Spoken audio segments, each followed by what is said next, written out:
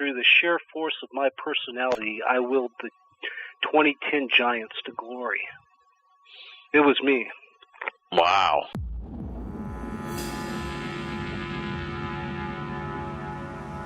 I think they were due, and I will not fight with Go Rightly about it, even though I know he wants to.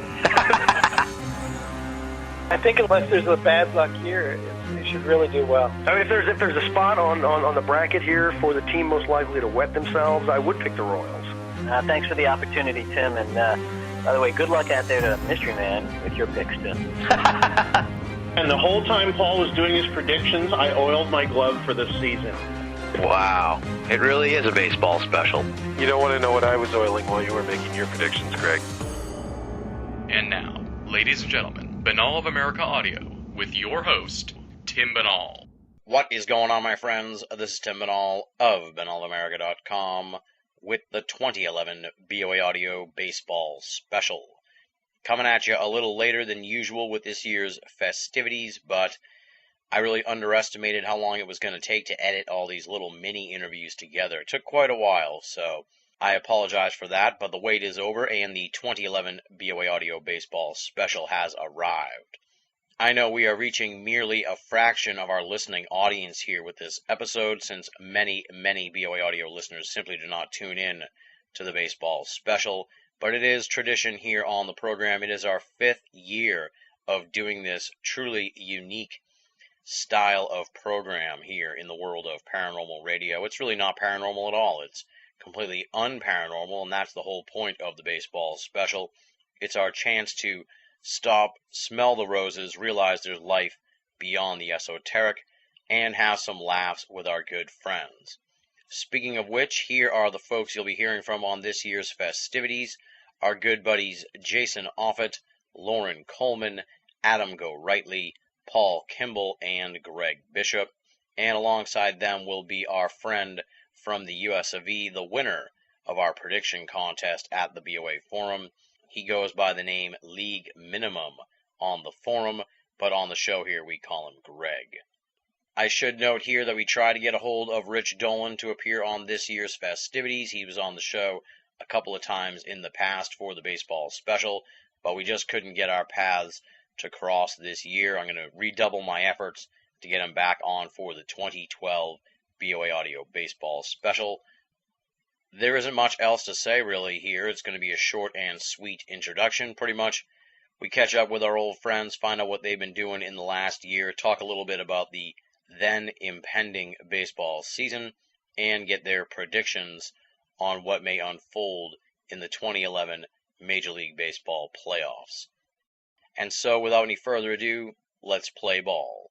These interviews were recorded over the course of the final week of March in 2011. A cavalcade of esoteric stars join us for the 2011 BoA Audio Baseball Special. You're listening to Banal of America Audio.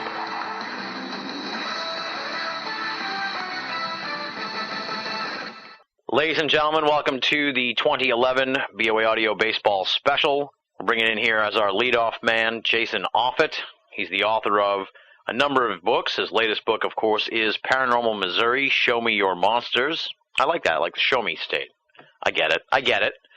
And he's also the author of What Lurks Beyond, The Paranormal in Your Backyard, which I wrote the back cover blurb for, and I appreciate that he let me do that. And also Darkness Walks, the book on shadow people that many people really enjoy quite a bit, as well as Haunted Missouri and On Being Dad, which is not necessarily a paranormal book, but it is on his experiences as a dad. And his website is from-the-shadows.blogspot.com. And he's a frequent guest on the program. He showed up on the Lost Cast a few times last year as well. It's been too long, really. It has been way too long since we touched base, not just here on the program, but in general. So welcome back to the show, Jason Offutt. Good to be catching up with you, buddy. Hey, Tim, always a pleasure. Yeah, it's been way too long. Before we dive into the baseball discussion, what's been going on with Jason Offutt, in the last year or so since we talked to you? Obviously, the new book, Paranormal Missouri, Show Me Your Monsters, that's out from Schiffer Books. And, what's been going on in your neck of the woods? Well, just doing some research and writing. I've completed a book that I've had a couple of publishers interested in. I've been working on it for about a year and a half. It's a humor book called Monsters: How to Dispatch Deadly Creatures with Items from Your Own Home. Basically, it's showing people if your house is infested by gnomes, or you're attacked by theropod dinosaurs in your living room, what you have lying around the house that could possibly kill them. I like this.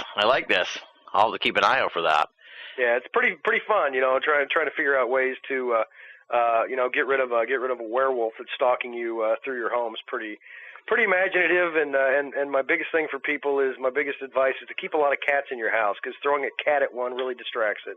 Yeah, that would be a good weapon to use, I think. Yeah, just whip a cat at anything, really. A burglar. Yeah. How'd you ward him off? I threw a cat at him. It worked. I threw Skittles at him. That's the cat's name in this imaginary scenario. So. I don't know. It sounded like you've done that before. Yeah, well, let's just say I'm legally not allowed to own any more cats. But we'll leave it at that till this goes to trial.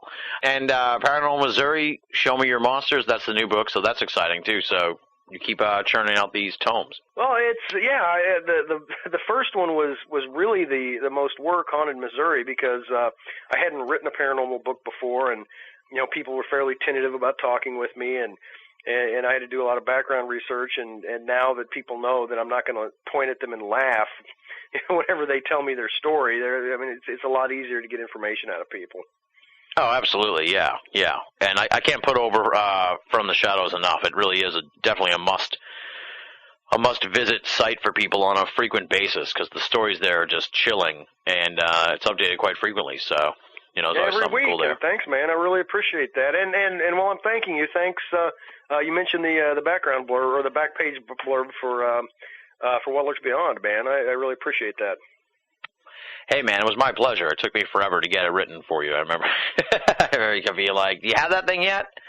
It took me the longest it's ever taken me to write a couple sentences. But the less you have to write, the more I think you overthink it or something. At least that's how I am. Right. That's how poets justify their work. There you go. I guess I'm kind of a poet then. So what's been going on here with your Kansas City Royals, dude? What is the thinking behind trading Zach Greinke? Just sort of like he wanted out, and you might as well get something for him now, before it's too late, sort of thing.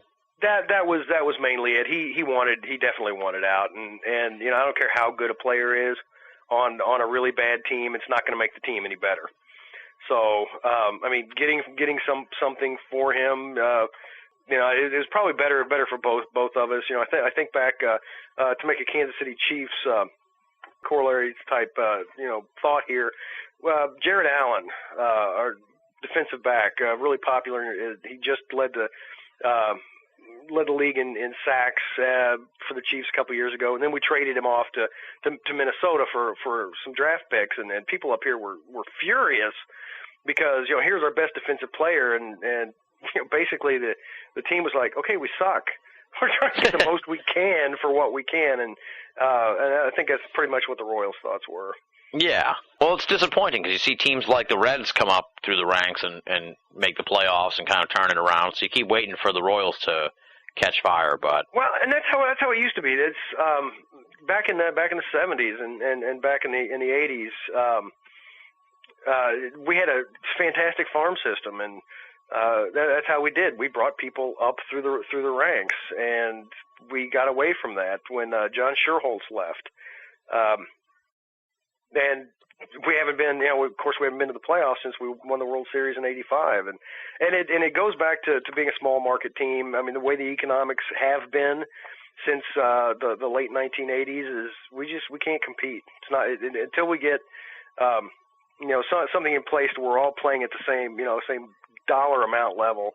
The Royals probably aren't going anywhere. And teams like them. Yeah, I know what you mean. They can make the playoffs, but they rarely get past the first round, it seems. So, but who knows? Yeah. They're talking about expanding the playoffs now, or doing some other stuff. So. Well, yeah, and that could mean the Royals might get in sometime, but they'll still suck. It's going to be tough. Did they pick up anybody good? Any noteworthy acquisitions in the off season? Frankly, I've been really wrapped up in the university where I teach, our athletics, because the football team won the national championship last year, and they got really close to getting to the title game again this year. Our wrestling team just won the national championship. Our girls basketball team's in the Elite Eight. So I mean that's after the NFL season ended. That's pretty much what I've been paying attention to. I've been paying attention to the off season for baseball. Now, do you attend many games nowadays, or is it how far away are you from where they play and everything? Oh, it's about a 2-hour drive. Oh wow. Yeah. Missouri's a big place. Any baseball where I live in Missouri is a 10-minute drive to Iowa. So Kansas City's a nice little haul. We've got a couple of spots within a half-hour drive of the house though that have single A baseball teams. So that's what I'm going to be doing this summer. Nice. Sometimes those games are they're a little more fun than the major league games sometimes because you can see the young players and it's not as intense. Like you can actually get in and shit, you know. Well, yeah, you can get in. It's cheap. The beer prices are cheap, and the people that you see, Clarinda, Iowa, the Clarinda A's, one of the biggest name players to ever play on their team was Ozzie Smith. So I mean, occasionally, once every 40 years, you're going to see a decent player come through. Every 40 years. All right. Well, let me see if there's anything. Since I don't have any, I don't follow up on the Royals, unfortunately. But it's going to be a tough year for them because I think the White Sox have improved and the Twins have improved. So everybody's improved. What the Royals are the homely girl at the end of the bar. There you go. Yeah, she might have a nice smile or a nice rack, but that's it. Okay, so that's what the Royals are going to be. I mean, I'm going to pay attention to a couple of things like Kyla Kayahui, guy we just pulled up last year, did fairly well. He's a good hitter, and hopefully I'll get a good chance to see him see him play well this year. Hopefully see Billy Butler's numbers continue to do well, and see Alex Gordon maybe pull his head out of his rear end. Yeah, did he have much of a year last year? We were kind of talking about him on the special last year. That was sort of kind of a make-or-break year almost. Yeah, except for he got injured. Oh, he did? That kind of puts the make-or-break year back another year. Yeah, I remember when he first came up, they were talking about how he was like the future of the franchise and all this other shit, but I don't know. Well, they've been talking about that ever since George Brett was about ready to retire. God, I can't remember the first next George Brett. God, I can't remember him. He was a good hitter though. I can't. In the middle of the interview, I'm just going to shout a name out because I remember this dude. But one of the other ones was Jeff Conine. He was supposed to be the. Oh yeah.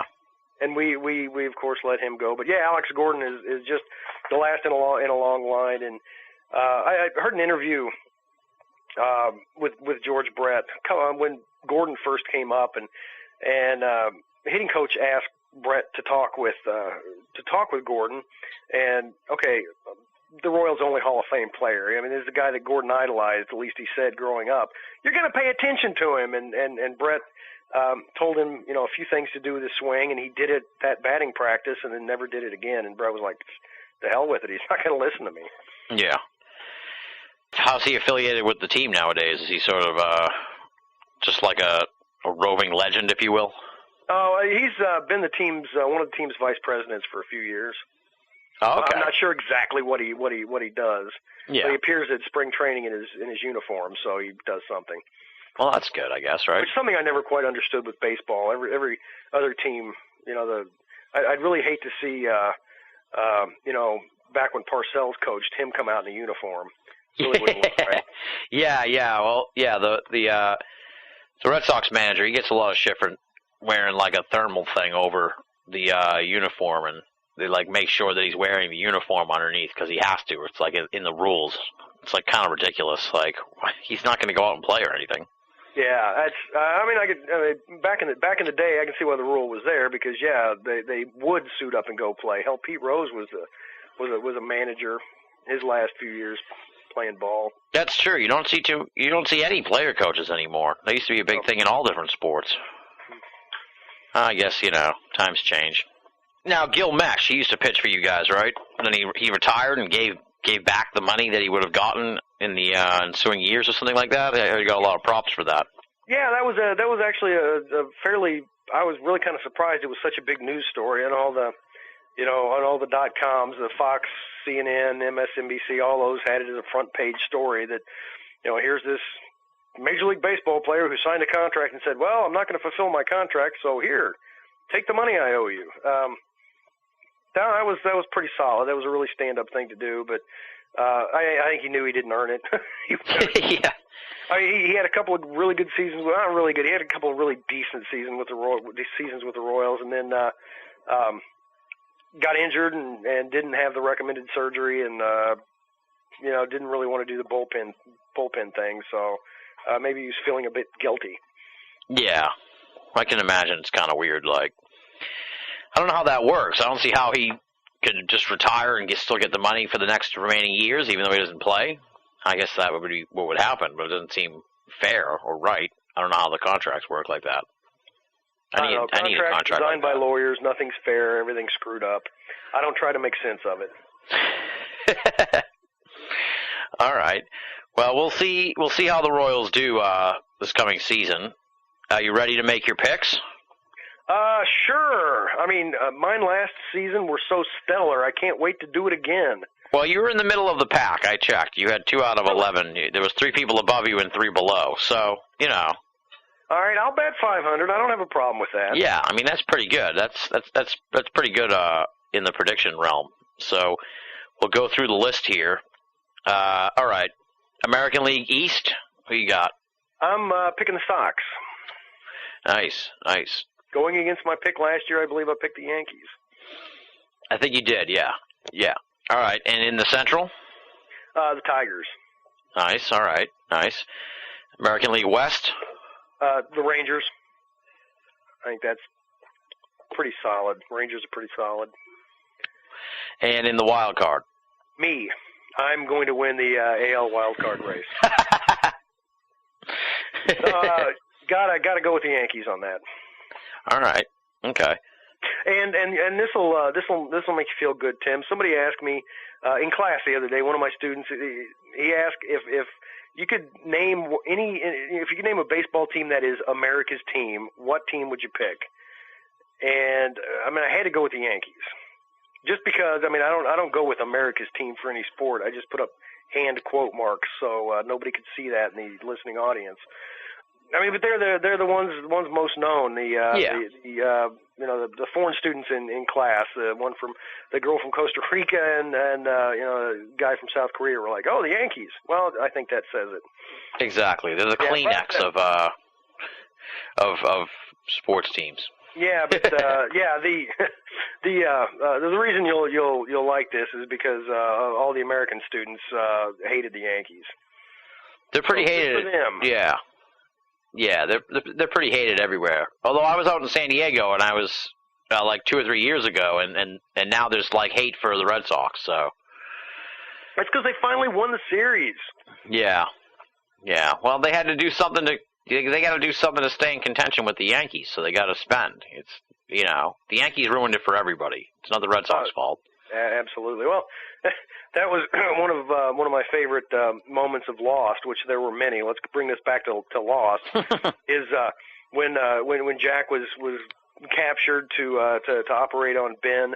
Yeah. Ben showed him something on TV to show what year it was, and it showed the ball, the Red Sox winning the World Series, and Jack was like, no, I can't be right. Yeah, I remember that. Yeah, they made a big deal out of it here too. All right, and then the National League East, who you got? The Yankees of the NL East, the Phillies. Okay. Yep. They're turning into the Yankees of the National League in general. They're quite the beastly team. The NL Central? St. Louis.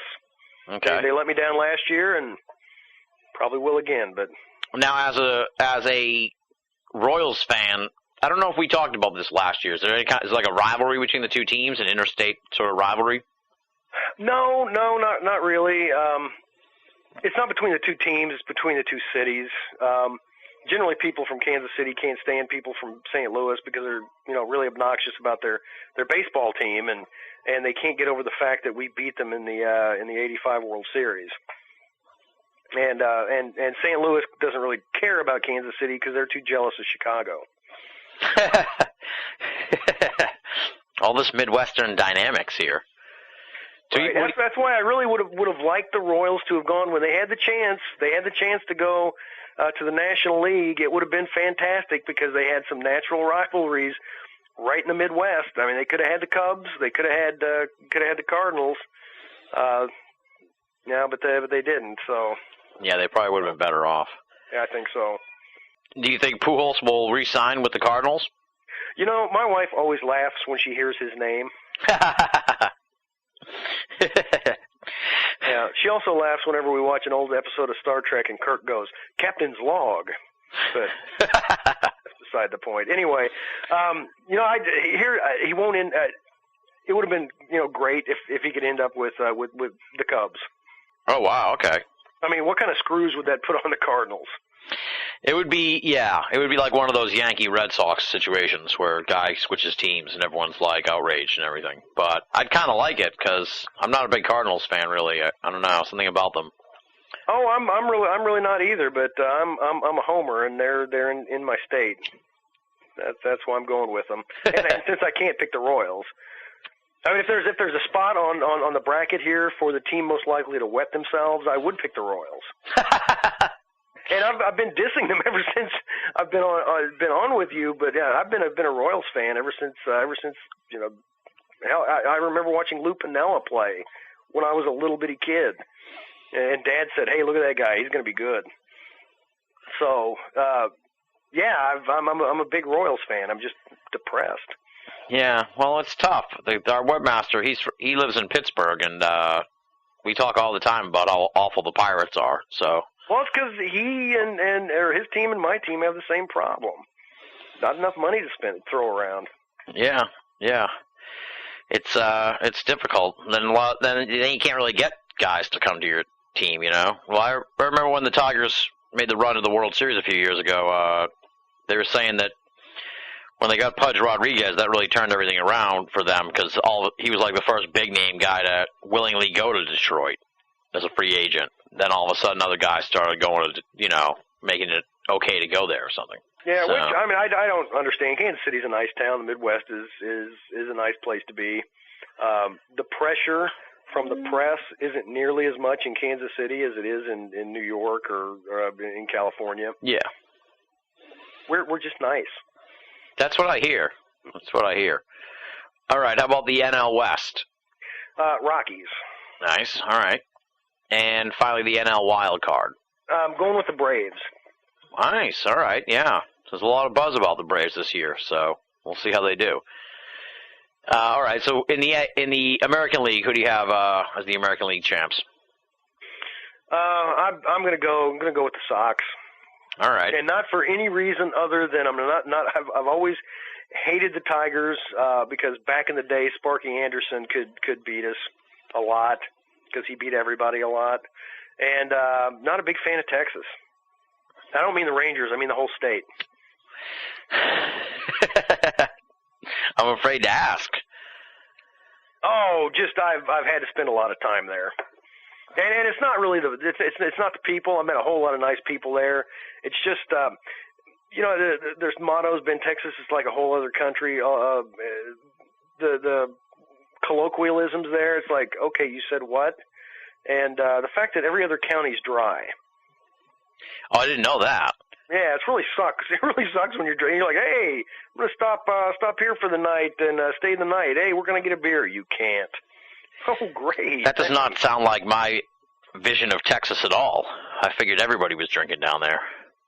Yeah, I think everybody's vision of Texas is Seth MacFarlane's vision. I don't know if you saw The Family Guy where the family was hiding in Texas. Oh, yeah, I remember that one, yeah. Dog Brian went to buy a bottle of whiskey, and he bought the whiskey, and the clerk handed him a gun.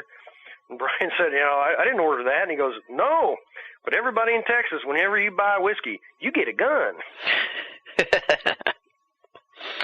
Oh, man. All right, and who do you have for the National League champs? Actually, I'm going with the Phillies. All right. I did that last year. So Red Sox, Phillies, and who do you have winning it all? I don't really have any huge basis in this, but I'm an American League guy, so keep my fingers crossed for Boston. Nice.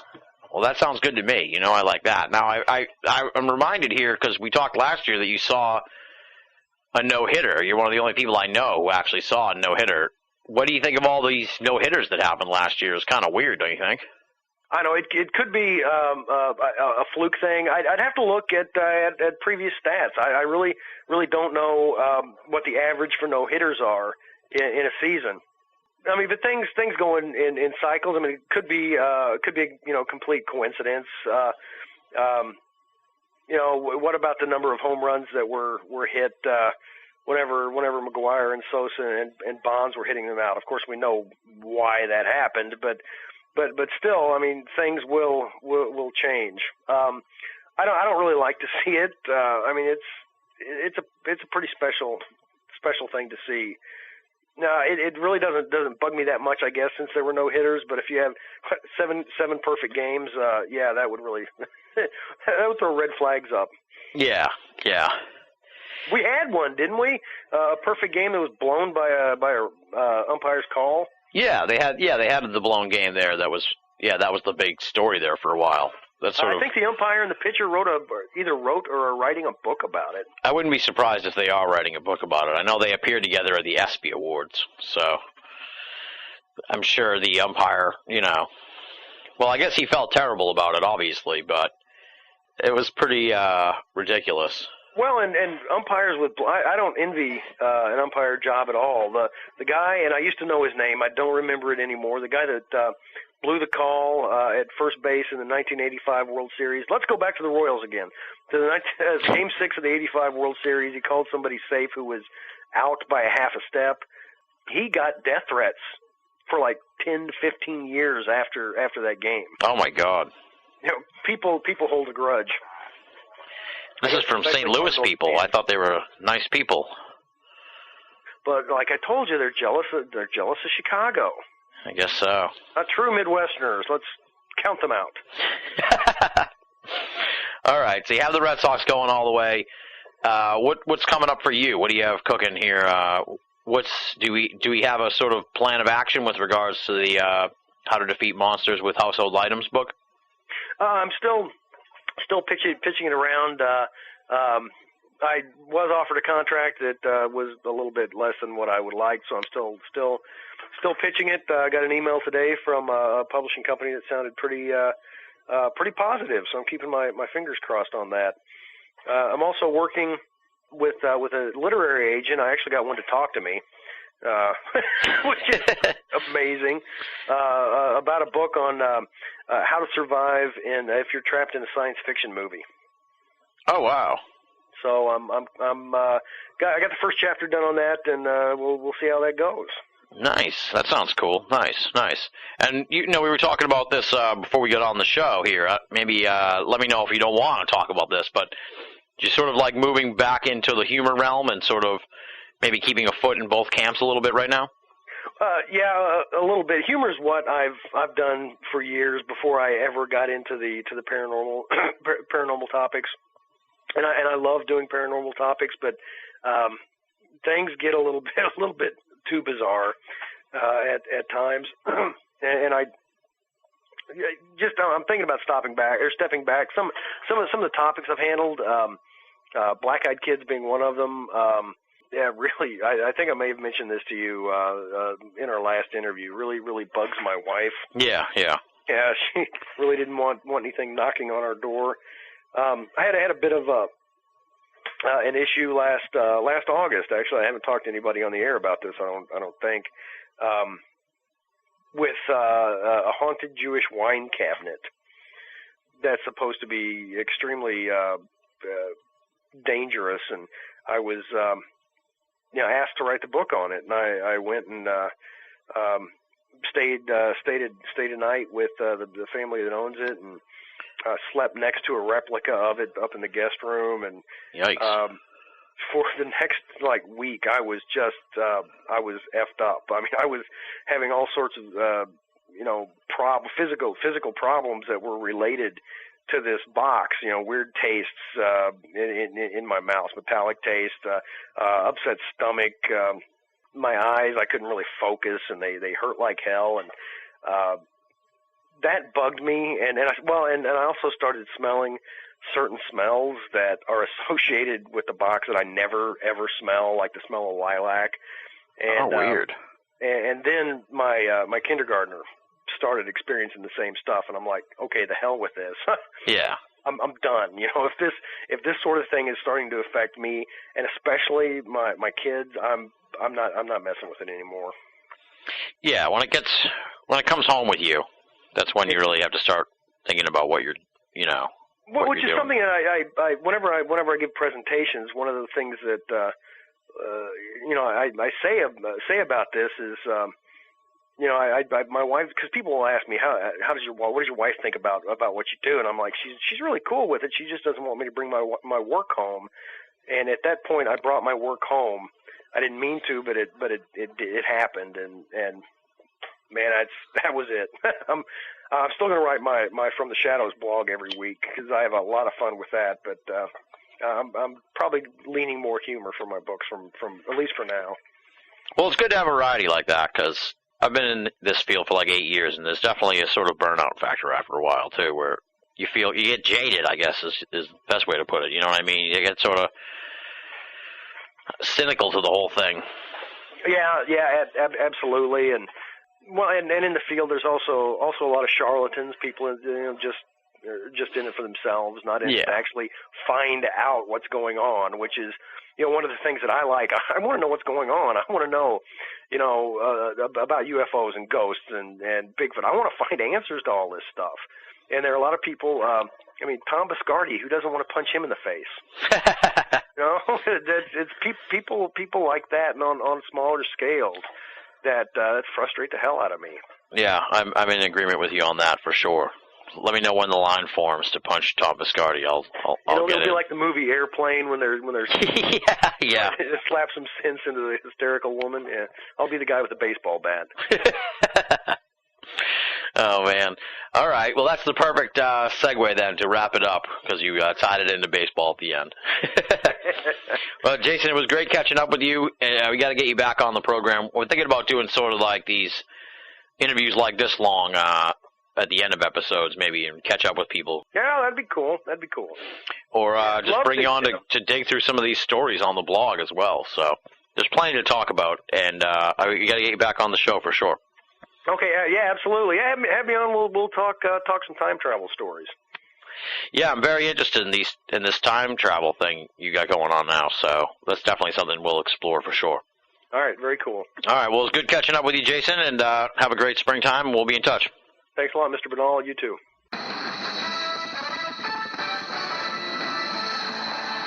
You're listening to Banal of America Audio.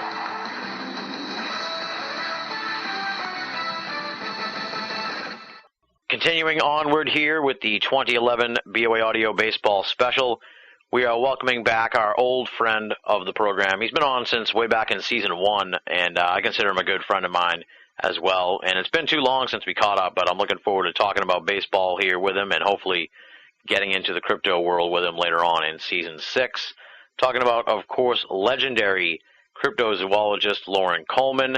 He's the man behind the International Cryptozoology Museum up there in Portland, Maine. If you haven't checked it out yet, folks, you definitely have to make the trip up there and see it. And, of course, he's the author of just a plethora of books. If I listed them here, we'd be on all day. So we don't want to do that. But just a ton of books. His newest book is co-authored with Mark A. Hall, and it's called True Giants, Is Gigantopithecus Still Alive? So hopefully we'll get a chance to talk about that later on in Season 6. But, of course, here tonight we're going to be talking about the upcoming Major League Baseball season. So welcome back to the show, Loren. It's been too long, and it's great to catch up with you. Good to talk to you, Tim. It's really was an interesting season last time, and so it'll be good to talk about the possibilities for this coming season. And before we dive into that, let's get a little update. What have you been up to in the last year since we talked to you here on the program? Folks should be aware of. Oh wow! Well, I just got back from Point Pleasant. I was down there taping a show for a Canadian Discovery, and I've been to Tennessee, California, North Carolina, Virginia, Florida, just all over the country. And then I've got 5 book contracts I'm working on. We're looking to expand the area for the museum next year, so it's just been a quite active year. And like you said, I just finished True Giants, which I was actually able to update right at the end and put in the book that the San Francisco Giants had won the World Series. So that was good timing for the book. Indeed. And yeah, it was an interesting season last year, not just for our team, which is of course the Red Sox, but just in general, a strange sort of year. I was talking about this with Jason Offit, especially the many no-hitters and perfect games last year. You just don't see that very often. Right. It's almost as if the umpires really took it to heart, their new zone, and it really tightened it up for the hitters. And it seemed like it was very much it shifted a lot of the balance to the pitchers last year, and it was good to see so many no-hitters, and also the perfect game that wasn't the perfect game, and different quirky things like that. Yeah, very interesting season. Of course, the Red Sox here in the off-season made a lot of big moves, very excited, and everyone in the area seems really energized this year about the season and looking forward to it. What do you think of the big moves they made? Obviously, the acquisition of Adrian Gonzalez via trade, and Carl Crawford, who they signed in free agency. And Bobby Jean. Yep, exactly. Yeah, a couple of good relievers, too. I'm forgetting the other guy, but the guy from Tampa Bay they signed, too. Well, I really think that the Red Sox did win the winner. I think of all of the teams that people are looking at, it's the Red Sox that are the best team. They've also got back many of their players that were injured, like Ellsbury and Pedroia, and, just all of that adds your team back into fit shape. So they're really much deeper than we could really have ever hoped for. And, if Beckett really gets his pitching back into gear, and I see that they did Ogijima down to the minor league, so they're making some hard decisions. They also don't know where Wakefield's going. So for any team that's able to have the luxury that they can't even figure out if Wakefield's going to be on the team or where he's going to be, it's kind of a really stacked team, and they're my ultimate pick to win the World Series, of course.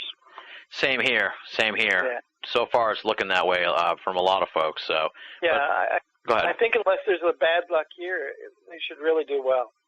I think so. Yeah, I hope so. I'll be interested to see how John Lackey adjusts here to the American League East now that he's had a year under his belt. I think he's going to be sort of like Beckett a little bit, and after that first year, hopefully settle into something pretty good. Yeah, I just hope he's not our Brad Penny for the year. Oh, boy. I know. Well, we always have Daisuke to worry about, so. That's true. But he's actually settled down quite a bit during spring training. Yeah, it seems that way. I guess this new pitching coach might have talked some sense into him or given him some new advice or something like that, because it sounds like he's sort of changed his style a little bit. Right, definitely. And now that John Farrell's up there in Toronto, they'll at least have good pitching with the Blue Jays, but not much else. I know, yeah. Well, it'll be an interesting division in general because, the Orioles they're kind of plucky this year, especially with Showalter and they have a little bit of attitude now. So, I feel like maybe they're not going to be contenders or anything like that, but they'll be kind of a thorn in the side of the Red Sox, sort of like the Rays were before they became good, I think. Yeah, well, he's already bragging way beyond. He kept saying that every time that they met the Red Sox, they won. And if you look at his record with the Red Sox versus Orioles, it was 3-3 at the end of the season. Exactly, yeah. He's just mostly hot air, but at least that's what his team needs to. So he's redoing the culture of the team, and they don't really see themselves as losers anymore. Exactly, yeah. That's what. I think that's what they've needed for a while now. So if only some of these other teams, like the Royals and the Pirates, could get a turnaround like that. Yeah. You mean the Pirates are still playing? I think I was putting out my, doing all my lists. I accidentally left the Pirates off. It was like, what a oversight. Well, for the Royals, I think they're really kind of a team of the future. They're a really young, good team, really solid. It's just a matter of it's a cultural thing again. That the Royals used to be a wonderful baseball town and all of that, and they need to believe in themselves again. Exactly. Yeah. It's really sad. We have Jason Offit on the special, and he's a Royals fan. So he used to work at the stadium there, and he tells stories about how great they were back in the day, and just must be so depressing if you're a longtime fan just to see them squander or just be so impotent. It's just depressing. Yeah. And I think it's across, except for the American League East, I kind of had a problem across the other tops of all of the other divisions because it's a kind of a year where you almost have a feeling that a couple teams could be really close at the end. Mm-hmm. Mm-hmm. So it'll be interesting to, I almost have a favorite pick and then a kind of a magical pick, sort of. Yeah. I found myself the same way. I actually haven't settled in on my picks fully yet. I'm probably going to have them posted in a couple days or maybe later on tonight or something like that. But yeah, there's a couple of divisions that I'm still really unsure about, especially that National League Central. I just don't know who's going to come out of that one. And the National, yeah. Well, I've got a pretty good pick there, but I've got also my hope for pick, which I know won't happen. But I was supposed to have picks today? Oh, that's right. Yeah, that'll be fun to go over those with you. Well, it's always interesting, too, because there's always that team that comes out of nowhere. Like last year was the Cincinnati Reds. I mean, I was kind of bullish on them 2 years ago, but then they actually managed to get it together. So you just never know who's going to be that team that ends up in the playoffs or in contention. Or even the Giants, I think they really surprised a lot of people. Yeah, I was really that was the great thing about the playoffs this year too. It was I knew the Rangers were pretty good, but they just turned it on in October, and it was who thought the Rangers were going to go to the World Series? I mean, come on, that came out of nowhere too. It was quite a weird matchup for the whole thing. What's that? No, I'm just kidding. They were so forgettable once they got there, though. That's true. Yeah. Well, it seems to be like this certain. Like the Cardinals playing the Red Sox, Yeah, exactly. Yeah. Some of those teams just fade quickly. Yeah, well, it's like that happy to be there sort of situation where they're like, yeah, we made it. And it's like, you still got to finish, man. You still got to go all the way. Right. You see that with sort of like the Rays a few years ago, the Tigers too. Seems to happen to a lot of teams in these situations. What do you think the future is for some of these guys on the Red Sox that are sort of on the bubble, especially Papelbon? That seems to be a big talking point that, they brought in these other relievers, and they're sort of, I think Dan Wheeler was the one I was trying to think of that they got in from the Rays, and obviously Bobby Jenks, they're sort of like the insurance policy, if you will, if something goes wrong with Papelbon. But I get the feeling based on his sort of general attitude that I think he's going to leave. I don't think he'll be part of the Red Sox after this season. Yeah, I think that they really have been grooming Bard, Daniel Bard, and they're going to see if he can do some of those closer roles occasionally when Papelbon's tired, and certainly Bobby Jenks is there as a 8th inning, 7th inning guy, and can also be a closer. So they've got all kinds of insurance this year because too many of the games got to be kind of, besides the whole team being injured, I think that middle relief was really weak last year. So they're really looking to, and then Papelbon, he had a really good record. It's just that the games that he was supposed to close and he blew really were kind of important games. So that really hurts in the long run.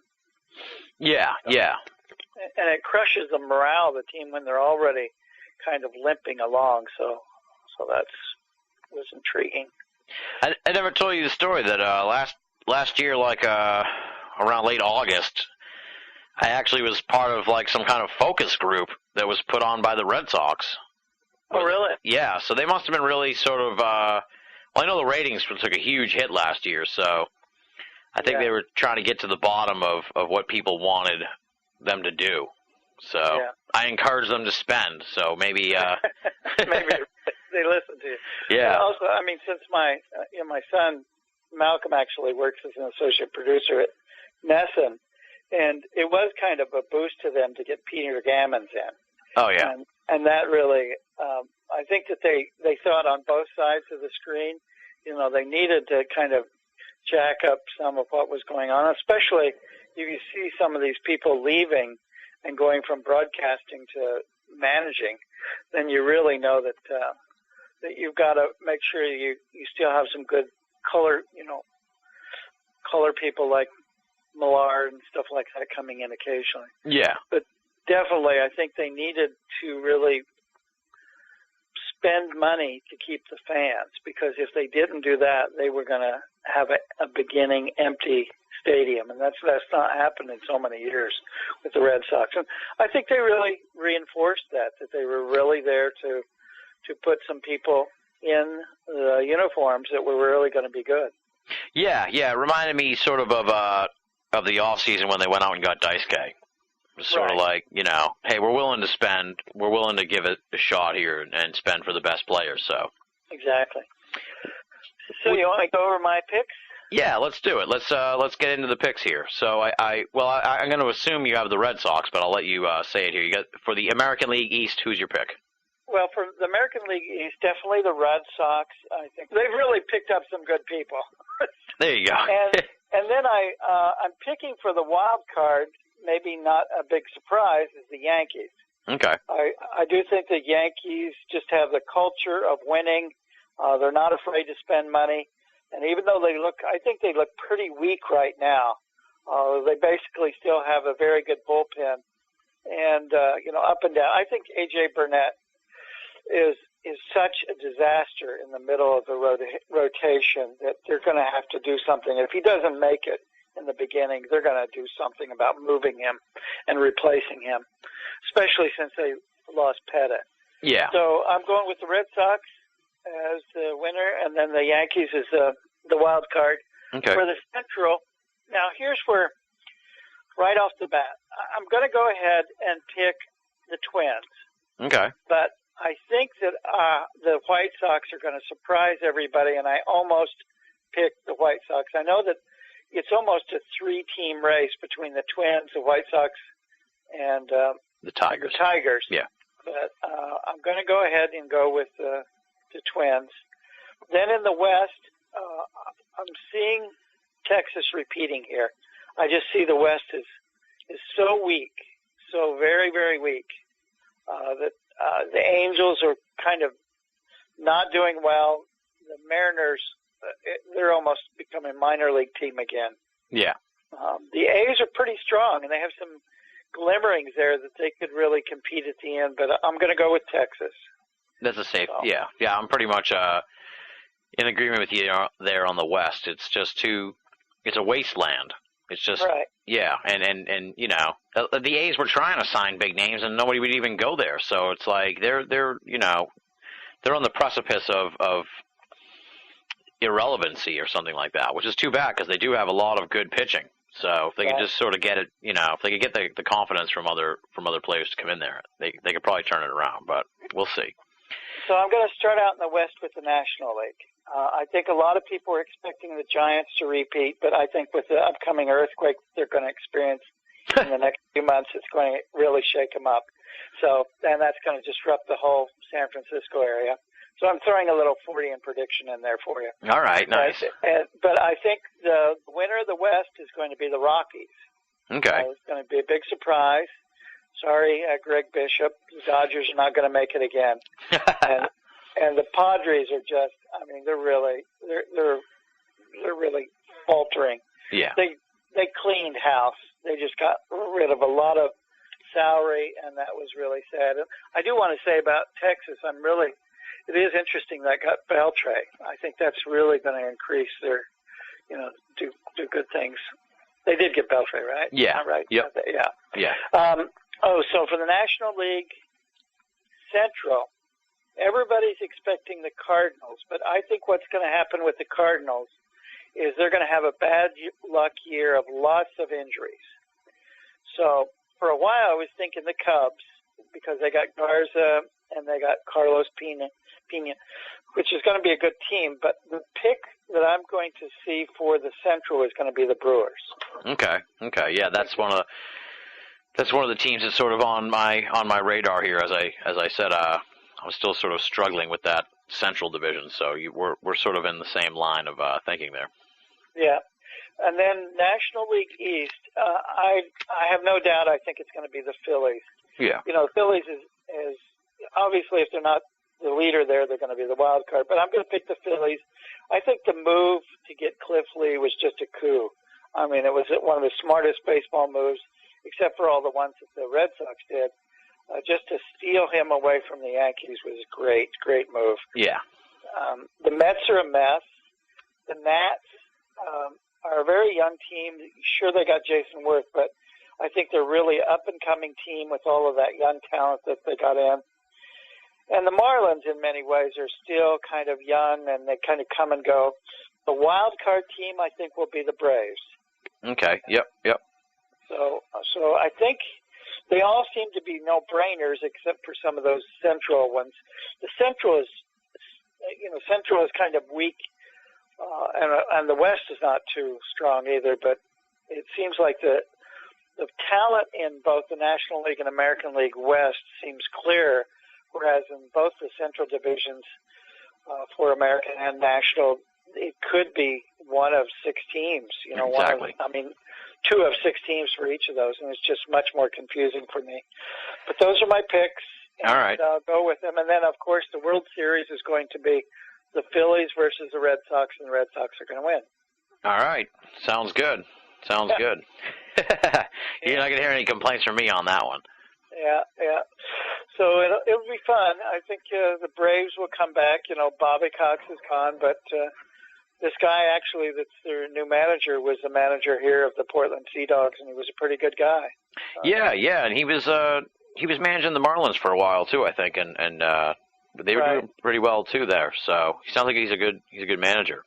Right, and he's bilingual, and that's very important nowadays with so many Hispanic players on teams, and that really, a manager shouldn't be a player manager anymore, but he certainly should be able to understand his players and communicate with them. I think that's one of Terry Francota's high points with the Red Sox, is he really seems to be able to joke around but also manage well. We were talking a little bit about the bubble players. What about Ortiz? Is this his last year, you think, with the Sox?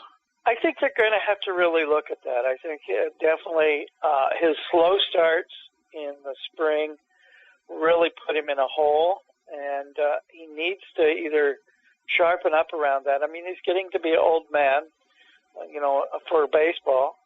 I don't know about the weight problem, but it seems like every time you turn around, there's some tweak that the hand or something like that. So they're going to have to look at that, and they're really going to have to look to the future to see if they can get somebody.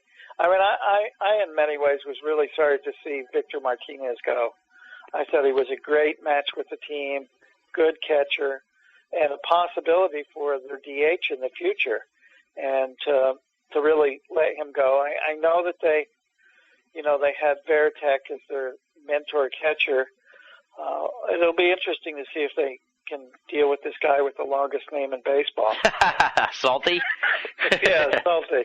Because, one of his psychological problems, of course, was he couldn't throw the ball back to the pitcher. Yeah. So it was like that movie, the Major League movie or something, or, that problem that you see in the movies actually is real. And, he could be a very good defensive catcher and a good batter, but he's got to really prove himself. I almost feel like he's a rookie. Yeah. He's got like this new lease on life here, but he's got to prove himself with the Red Sox, and it might be his last chance, before he ends up on some other team that is irrelevant, like we said. Right. Well, if Ortiz goes down the drain, I understand this guy Barry Bonds may be looking for a job. He stays out of jail. You do wonder about some of these guys that are really strong and they kind of go out, and then it was amazing to hear that Kevin Millar actually retired. I thought he'd already retired last year, But, some of the guys that are possible DH hitters of the future are probably out there. Yeah. Well, it seems like a lot of these other guys, like Vlad Guerrero and Hideki Matsui and stuff, they had a hard time finding places to go. So it seems like the days of the pure DH are almost over. But you never know; it'll swing around again. So. Sure, there's always Chipper Jones. Exactly. Yeah. All right. Well, those are the predictions. We will. Yeah, those are the predictions. Put them in the vault here and keep an eye on them over the course of the season. And what's going on with you here throughout 2011? What can people look forward to? You said you got some book contracts and possible expansion of the museum. Anything on the horizon that people should keep an eye out for, or just stay tuned to Cryptomundo? Yeah, I think stay tuned to Cryptomundo. I mean, the big Sasquatch Summit is happening in April, and it seems like a lot of possibilities are kind of developing at the last minute because the money has not been flowing in cryptozoology too well with the economy, so it's almost as if people are doing things right at the last moment. I remember last year I was invited to speak at maybe 3 or 4 conferences, and they all canceled because people weren't going to conferences. But it seems to be turning around, so it could be a good year for discoveries and expeditions as well. Absolutely, yeah. Well, I'm excited about Adam Davies' big trip back to Sumatra to go after the orang pendek. I feel like every time he goes, he gets a little bit closer. So. That's true, yeah. All right, Lauren. Well, it was great having you back on the show here for the baseball special. And as I said, we got to get you back on. I've been trying to track you down here to get you on for a pure cryptozoological discussion on the show here for a while now. So we're definitely going to have to make that happen because I've been doing a lot of Bigfoot episodes this year, and I feel like I need to talk to the master here because there's so much I want to explore about Bigfoot, and it's been way too long since we had you on the show to discuss this whole realm of cryptozoology. So hopefully we can make that happen soon. Oh, that'll be great. Yeah, we'll do that. There's lots of fun on radio, and we'll have some fun talking about all those things. Absolutely. Well, thanks again for coming back to the Big Baseball Special, Lauren. Nice being here, Tim. You're listening to Banal of America Audio.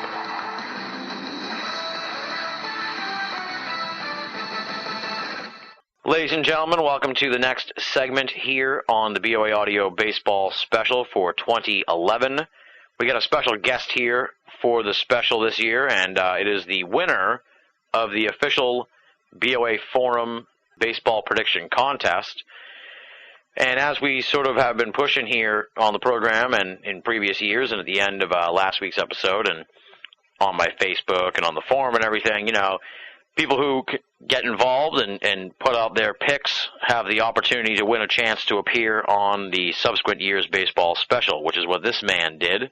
And he actually came in 3rd place overall, so it was quite a strong showing for him, and he goes by the moniker League Minimum on the BoA Forum, but his real name is Greg. He's allowed us to use it. So congratulations, Greg, on winning the US of E division of the baseball prediction contest, and welcome to BoA Audio. Well, thank you, Tim. It's an honor to be here. I'm still in shock that I was the winner, but I appreciate the opportunity to come on and introduce the 2011 baseball season. Absolutely. It's great to have you. It's, I like to have, when I can, have the listeners on and showcase them. If not in listener feedback, then in these cool opportunities here where, you win the big contest and you're part of BoA Audio history now. You're right up there with Lauren and Rich and Adam and Greg and Paul. So, you're right in the mix now of the heavy hitters of the baseball special. So I'm in good company. I think so. Why don't you tell people a little bit about, who is Greg, League Minimum? How'd you find your way to the BoA land, if you will, and who are you, essentially? Give us your bio, your background, as we like to say on the show. Okay, I'm Greg. How I found my way to BoA, I don't really remember. I think you were linked. I think I found you as a link from someone else, maybe Jack Sarfatti. Oh, yeah, okay. One of your programs. And so I found it and download the podcast. It's a nice way to pass the time at work sometimes, sitting in front of a computer. And you got some interesting guests on. I really appreciate it when you have Rich Dolan. he always gives you a good show. I'm an engineer. I've had the opportunity to be in Atlanta for about 20 years. I'm a transplanted New Englander, though. My heart is with the Red Sox, but I've been watching the Braves in person for 20 years, so I've been able to follow both teams. Wow, 20 years. That's pretty awesome, then. So you've been there for, like, the whole legacy, pretty much. Yeah, I got here just as the Braves started to win division titles, and I had the pleasure of seeing Glavine and Smoltz and Maddox play all through their years in Atlanta. It's going to be a long time before three pitchers that caliber end up on the same staff for that length of time again. Absolutely, yeah. Yeah, that's kind of what the Phillies are trying to do right now. Mm-hmm. It's funny you should say that because Glavine grew up in the town next to mine, and my dad coached him in Little League for a while, or Babe Ruth or something like that. So we're big Glavine fans here in the Benall house. Bill Ricca, that's right. Yep. There was another Braves. Well, Braves have a few Massachusetts pitchers in their history. Mark Wohlers, they're closing their early 90s. He was from Holyoke. And Pete Smith, he was from somewhere in eastern Massachusetts. I used to work with a girl who dated him in high school. He's from actually my hometown. He's from Burlington. Oh, he's from Burlington. Okay. Yep. So I think my dad might have coached him too. So we're big Pete Smith fans also. So okay. Surprised you mentioned that. Yeah, I haven't thought about that in a long time. Yeah, he's been out of baseball for a while. I'm sure. Yeah. So you're like a transplanted Red Sox fan. Are you excited about the team this year? It looks like they're in really good shape. A lot of people are really bullish about them here for 2011. I don't see how you can't be excited, whether you agree with their methods. They went out and they got quite a bit of talent, plugged some holes, and for once, their main rival, the Yankees, didn't really go out and do the same. So the Yankees are either going to plateau. They didn't make any great steps forward, and it kind of left the door open for the Red Sox to take the division if they can stay healthy and if their pitching holds up. The rotation had some question marks last year. Beckett didn't pitch as well as everybody had hoped, and Lackey was a bit of a disappointment in his first season as a Red Sox. I think Lackey is going to right his ship and get used to pitching in the AL East. Beckett, I don't know. I don't know if we're seeing a pitcher begin to be on the decline or if he's just as inconsistent as his career would suggest. Yeah, he's a wild card for sure. He'll be one to watch. Mm-hmm. Yeah, sometimes he's really good, and sometimes he's frustratingly bad. So we'll see. And he's getting older. He's surprisingly getting older. You think he's still kind of young, but he's actually not that young anymore. So he started pitching at a young age. He was in the major leagues at 22, 23? Something like that. Yeah. I think he's been in the majors for like 8 years maybe now. Because he's been with the Red Sox. I think this is like his fourth season, maybe his fifth. So he's been around a while. He was with that 2003 Marlins team that won the World Series. Mm-hmm. Exactly, yeah. I think he might have been a rookie that year, or it was his second year or something like that. So he's definitely been around for about 8 years or so. So, that's some wear and tear on you. Now, what's the mood like down in Atlanta here? The Bobby Cox era is over. You guys got the new manager there. And a lot of people are excited about the Braves this year. There's a lot of people are saying that, even though the Phillies are sort of like the powerhouse team of the division, the Braves could give them a run for their money, across the board. So it seems like they're in pretty good shape. But, you're right down there in the heart of Hotlanta. So what's the mood? I think that the mood here, guardedly optimistic. There hasn't been the buzz about the Braves in a few years, and there's not that palpable excitement in Atlanta for the 2011 team that you might be seeing in Boston for the Red Sox team this year. But the Braves are going to start to sell more tickets, and you won't see those empty seats like you did before.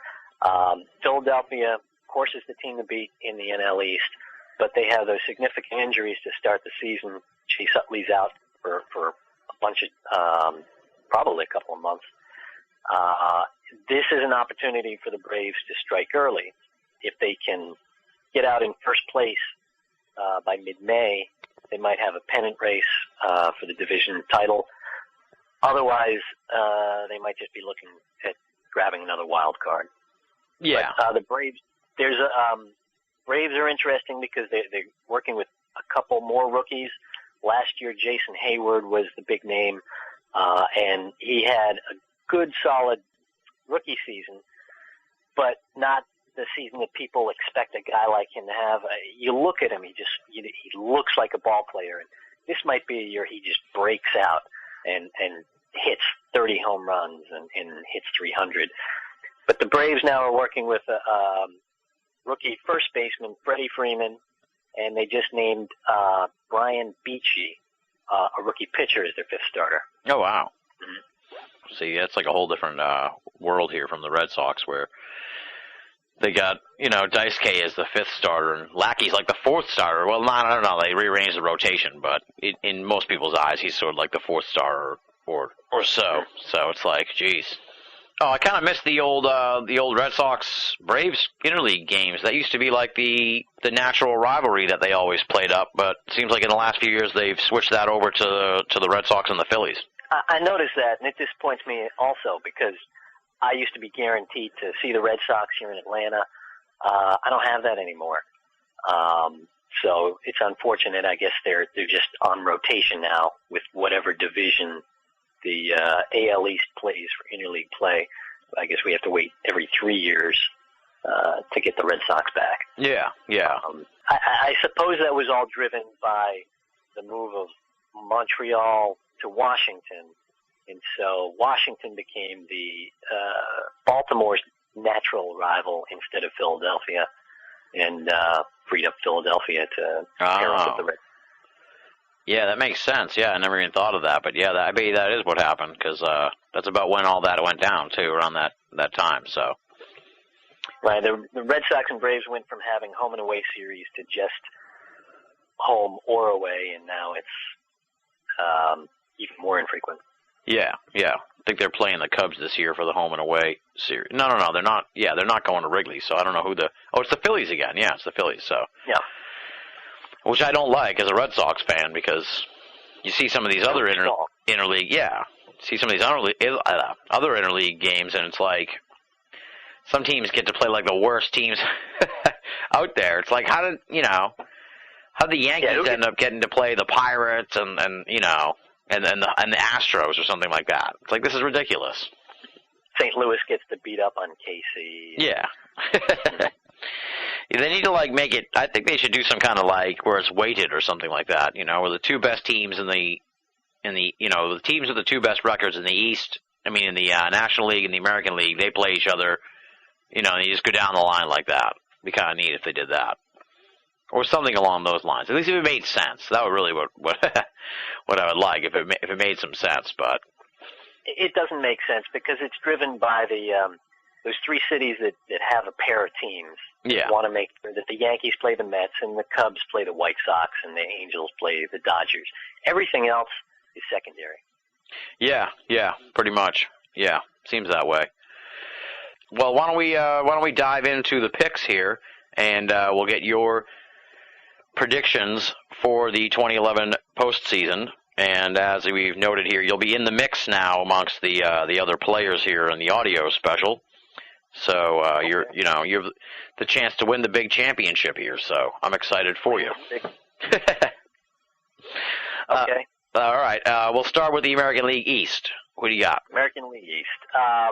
Both an obvious sentimental pick and apparently the consensus pick from all the experts. Boston Red Sox made the most noise in the off season. Deep lineup. Their rotation goes 1 to 5. Need to remain injury-free, but you could say that about any team. I'll go with Boston. There you go. Yeah. I was just talking about this with Lauren. It seems like it's going to be a slightly tougher division than even it has been in a while in the AL East, so hopefully they'll do all right. But I feel like the Orioles are going to be this plucky pain in the ass all season, and you can't count out the Rays, and I presume that the Blue Jays are going to have some improvement with the new manager, so it'll be a tough division again this year. I really hope that the Orioles do make some noise, in spite of Buck Showalter and his comments earlier this spring training. They really need a little bit of excitement down in Baltimore. It's a proud baseball city, and their management hasn't treated that team very well in the last 15 years. I definitely agree with that. All right, the AL Central, who you got? I will go with the Chicago White Sox. You could go with the White Sox. You could go with Minnesota. Minnesota always seems to end up with the division title every year, every other year. They did that last year, and of course, very predictably, went out quietly in the postseason. Maybe it's time for them to step aside and go with the White Sox and Ozzie Guillen and Ozzie Guillen's mouth giving them to a division title. I'm hearing he might be on the hot seat, so I bet if they don't get off to a good start, I could imagine him getting the boot. So we'll see though. Yeah, he could be manager of the year, or he could be the first manager fired. Yeah. That seems to be the case with him a lot with his antics. Mm-hmm. All right, the American League West. Who you got? American League West, Texas was the surprise last year, making it to the World Series. They don't have Cliff Lee anymore. And Oakland, after a drought of a few years, seems to have put together a fairly solid starting rotation. The other two teams in the West don't see a lot of contention coming out of Anaheim or Seattle, Los Angeles, whatever they call them now. I'm going to go with Oakland. Nice, Oakland. Okay, little dark horse candidate here. I like that. Yeah. I agree with you though. They're sort of hovering right on the cusp right now. So I think they'll be a dark horse contender for sure. If they can find a way to score some runs. Yeah. Well, they have Hideki Matsui now, so maybe he'll be able to generate something for them. The AL wild card. Who you got? AL wild card. The safe pick is the Yankees. The Yankees could go either way. They have a huge hole in the rotation.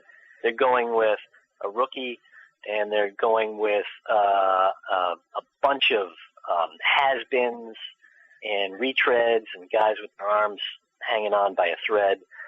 But they were in the same situation in 2005, and they found guys like Sean Chacon, and inexplicably, somehow that franchise finds a way to get it done. Yeah.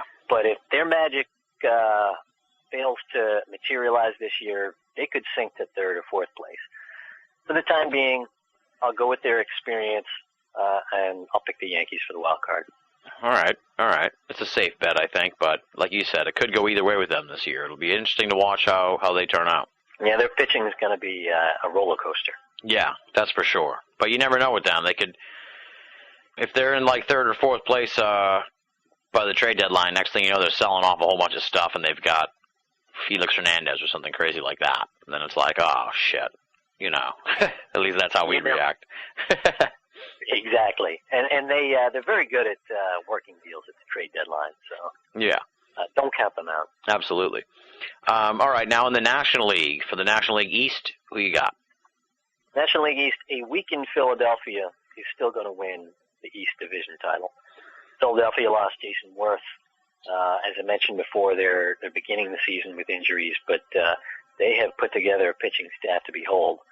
So if they win a lot of 3-2 games and 2-0 games, those are still wins. Yep. They are the team to beat until further notice. I think so, too. Yeah, well, they just lost their closer, too, for like the next 6 weeks, so we'll see if that has much of an effect on them. And they, you know, like you were saying about the Braves, they may get off to a rough start here at the beginning of the season, but we'll see. I think that pitching staff is pretty marvelous. So, in the National League Central, who you got? National League Central, I'm going to be stubborn. I'm going to stick with Milwaukee. I think I picked them last year. Of course, they didn't win. Somehow they've got to break through, and they had their wild card a couple of years ago, their first postseason appearance in years for that city. They're due for another one. Cincinnati was the surprise last year.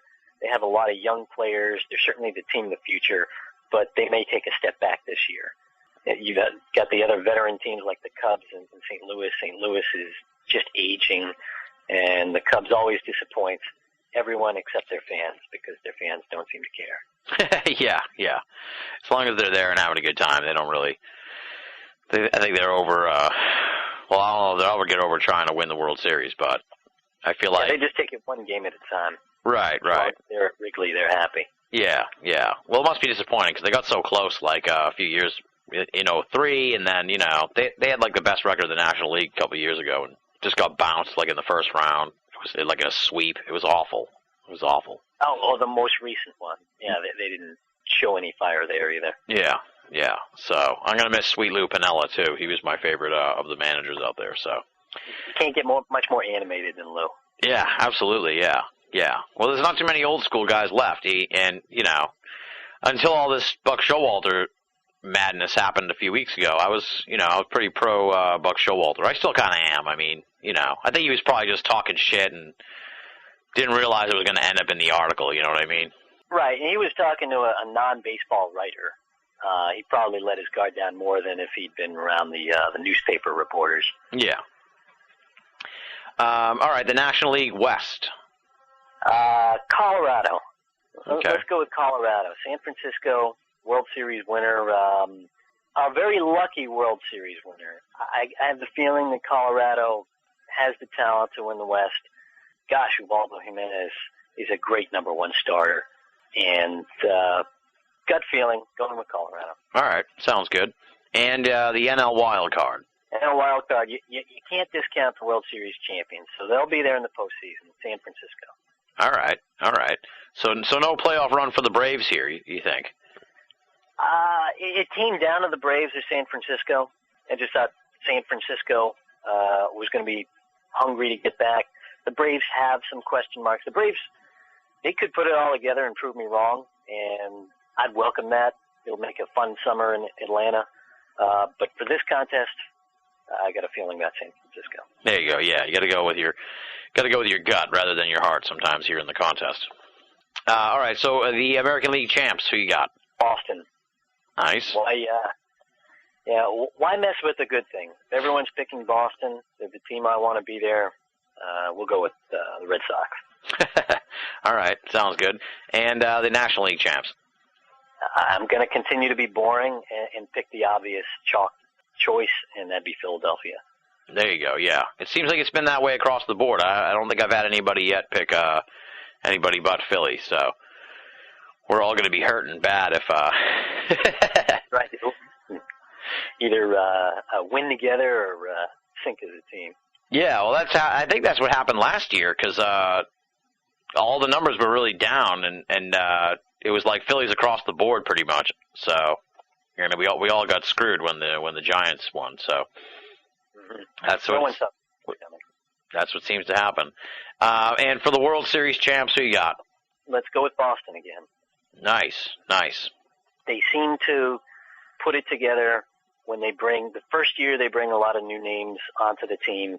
2004, 2007, and let's say the same for 2011. I think so. Yeah. They really strengthened all the parts that were in bad shape. The hitting, and they're getting a lot of guys back, like Ellsbury. I mean, they didn't even have him last season. I think he played like in 8 games. So. Yeah, 18. It's some minimal amount. Yeah. Euclid being out, Pedroia. I mean, those two are the heart and soul of the team. It was rough. It was amazing that they won as many games as they did, starting guys like Bill Hall and Darnell McDonald. For over half the season. Yeah, it was a weird season. I mean, it was kind of fun to watch because you like to see the young guys and stuff, but at the same time it was frustrating because you knew that every time they were putting out this team on the field that they weren't putting out their best team, so because they couldn't because everybody was injured, so it was very frustrating. That's why 2011 is redemption. That's right. All right, well, on that note, what do you have coming up? What can people look forward to from League Minimum? I'm just doing. Oh gosh, I guess I'll keep doing the same thing I've been doing. I'll be out there. I'll appear on the USFV boards. I'll put these picks down on the message board as well. Nice. So there's a written record, and I'll be tuning into your podcasts when the new ones come out. Awesome. Well, Greg, thank you very much for agreeing to come on the show. I was worried when we made the announcement last year that the winner would have the opportunity to come on the show. I was afraid that nobody would want to. So it's been a good turn of events that you agreed to come on, and I really appreciate it. You did a great job. So hopefully, well, I don't want to say hopefully because I have to be impartial, but I wish you the best of luck in the contest, and perhaps we'll be hearing from you next year on the special as well. Very good. Thanks for the opportunity, Tim. And by the way, good luck out there to Mystery Man with your picks, too.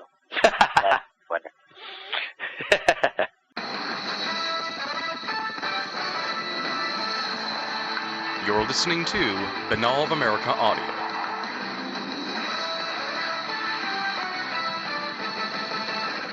Ladies and gentlemen, continuing onward here on the BoA Audio Baseball Special for 2011, we're welcoming the crackpot historian himself, Adam Gorightly, whose hometown team, I guess you could say. I don't know if it's exactly his hometown team, but it's his team, essentially. The San Francisco Giants. They won the whole thing last year, so he is still basking. I love it. Congratulations. Yeah, fuck all that intro. Congratulations, sir. You know, your team is the champions. Man, I posted on Facebook, you see here, you know, one of my, what do you call it, pages you belong to, or the official site of the San Francisco Giants. And they put up a post about the first game, and I posted, through the sheer force of my personality, I willed the 2010 Giants to glory. It was me. Wow. I helped them get over the hump. Wow. You know, focus, passion, and energy. Can you document this at all, or is this from the realm of Sean David Morton here? The psychic power, the will to power. So, all right. So you guys must be pretty psyched out there that you won the championship. Do you think they're going to repeat this year? Not to jump to predictions, but you know that's obviously the big question everybody asks. Well, that's a long shot, man. But they do going into this season. They have a better team. So yeah, that's a possibility. All right. A lot of things got to happen, you know. You got to get lucky and get on a roll and all that stuff. But they definitely have more firepower, more run production this year. So I predict them. Well, we won't get into the predictions yet, or will we? No, not yet. Not yet. This has got you written all over it. The Mets stayed in a Pittsburgh hotel that also hosted a convention of people dressed up as furry creatures. Oh, no. Is this Wilbon's worst nightmare? No, it's worse than my worst nightmare. My worst nightmare is mascots. Look at that. But you know what? Mascots get paid. These people paid to stay in a hotel and look like animals. What are they thinking, Bobby? All right, let me tell you something. This is here's the real story here. You're listening to Banal of America Audio. In 40 years worth of being on the road, traveling around this great land of ours, checking into countless hotels of all stripes, here's what I've learned. There's a frightening amount of subcultures out there, Mike, and they all have conventions. Yeah, but you've never seen these people. I to understand one thing. I've never seen them. Stay away from me. Thank you very much. So when did you actually believe that they might win the championship?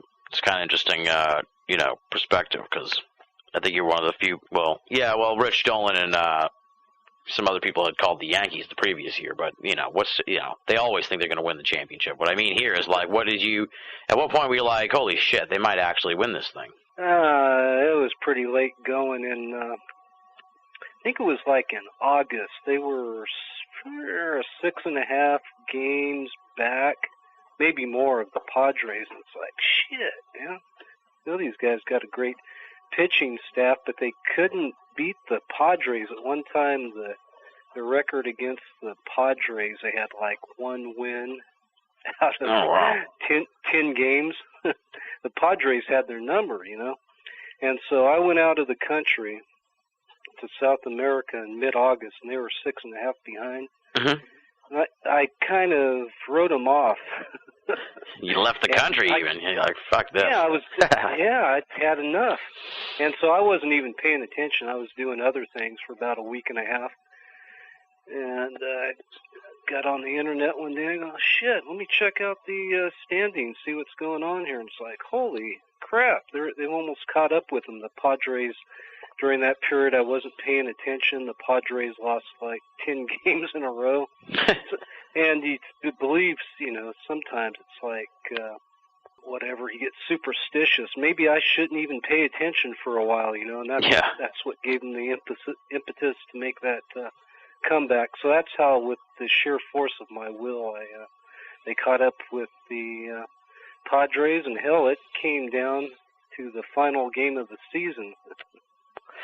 Yeah. And it was never easy with the team, and they have a part of the crew that does their games on the radio. I think they're two of the best dudes in the country. Is Mike Krukow and Dwayne Kuiper. I don't know if you know those guys. They're former players. They're really good, and it was one of those games towards the end of the season. They came up with the tagline. It was the Giants against, I think it might have been the Padres, and it was one of those games, ninth inning, bases loaded. Adrian Gonzalez was up. There was 2 outs. It was an important game. Brian Wilson was up there. Got 2 strikes on him, and then 3 balls, and it was like one of those battles where Adrian Gonzalez fouled it off about 30 times. Yeah. You're just dying listening to it, and that's when Krukow came up with the tagline after the game was over. He goes, "Giants baseball, torture!" And so, I knew they had a good team, but I think in that Philadelphia series, I knew, these guys got some mojo going now, and they're confident, and everybody seems to be clicking. So, it was in the division, series that, or the pennant series that I felt, they got a good chance of doing this. Now, did you attend the parade, or were you still in Maine at that time? After going to that frickin' thing we did in Salem, you want to deal with that many damn people? I'm a couple hours away, but I'll be damned if I'm going into San Francisco. I don't even know. They must have had 500,000 people on the streets, maybe more. That's insane. Would have been like Salem all over again for you. Yeah, exactly. No, I don't need that. But I am this year going to my first game at AT&T. We got tickets for July 18th against Greg Bishop's Los Angeles Dodgers. Oh, nice. That's the first game I've been to that parking. I used to go to Candlestick back in the day. So, looking forward to it. As a hated rival of the Dodgers, you must really be rubbing it in. You must really be happy to see the Dodgers fans pretty upset that you guys have won. Oh, of course. What else can you say? You know that guy Chris Russo? Vaguely, I think. Yeah, the sportscaster? Something like that? Yeah, he's an East Coast guy, but he's a Giants fan. And he has this incredibly funny rant he did a few years ago. I don't know if you've ever heard it. You got to try to find it. It's probably on the net, where just going, just one time, win me a World Series. And he goes on this crazy rant. Well, he finally got his one time.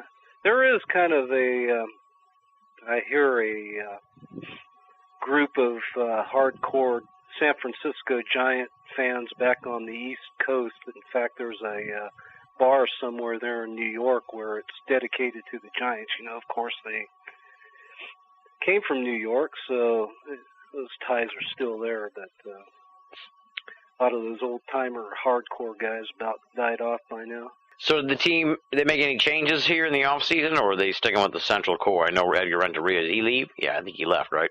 Yeah, they didn't sign Renteria, but to replace him, they got Tejada, Miguel Tejada. Oh, okay. Right? Yeah, he's good. Formerly of the A's and Orioles.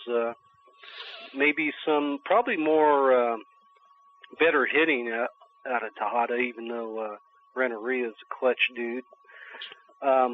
So that was the main thing. But they got one of the big stories is Pablo Sandoval has lost like 48 pounds. Oh, wow.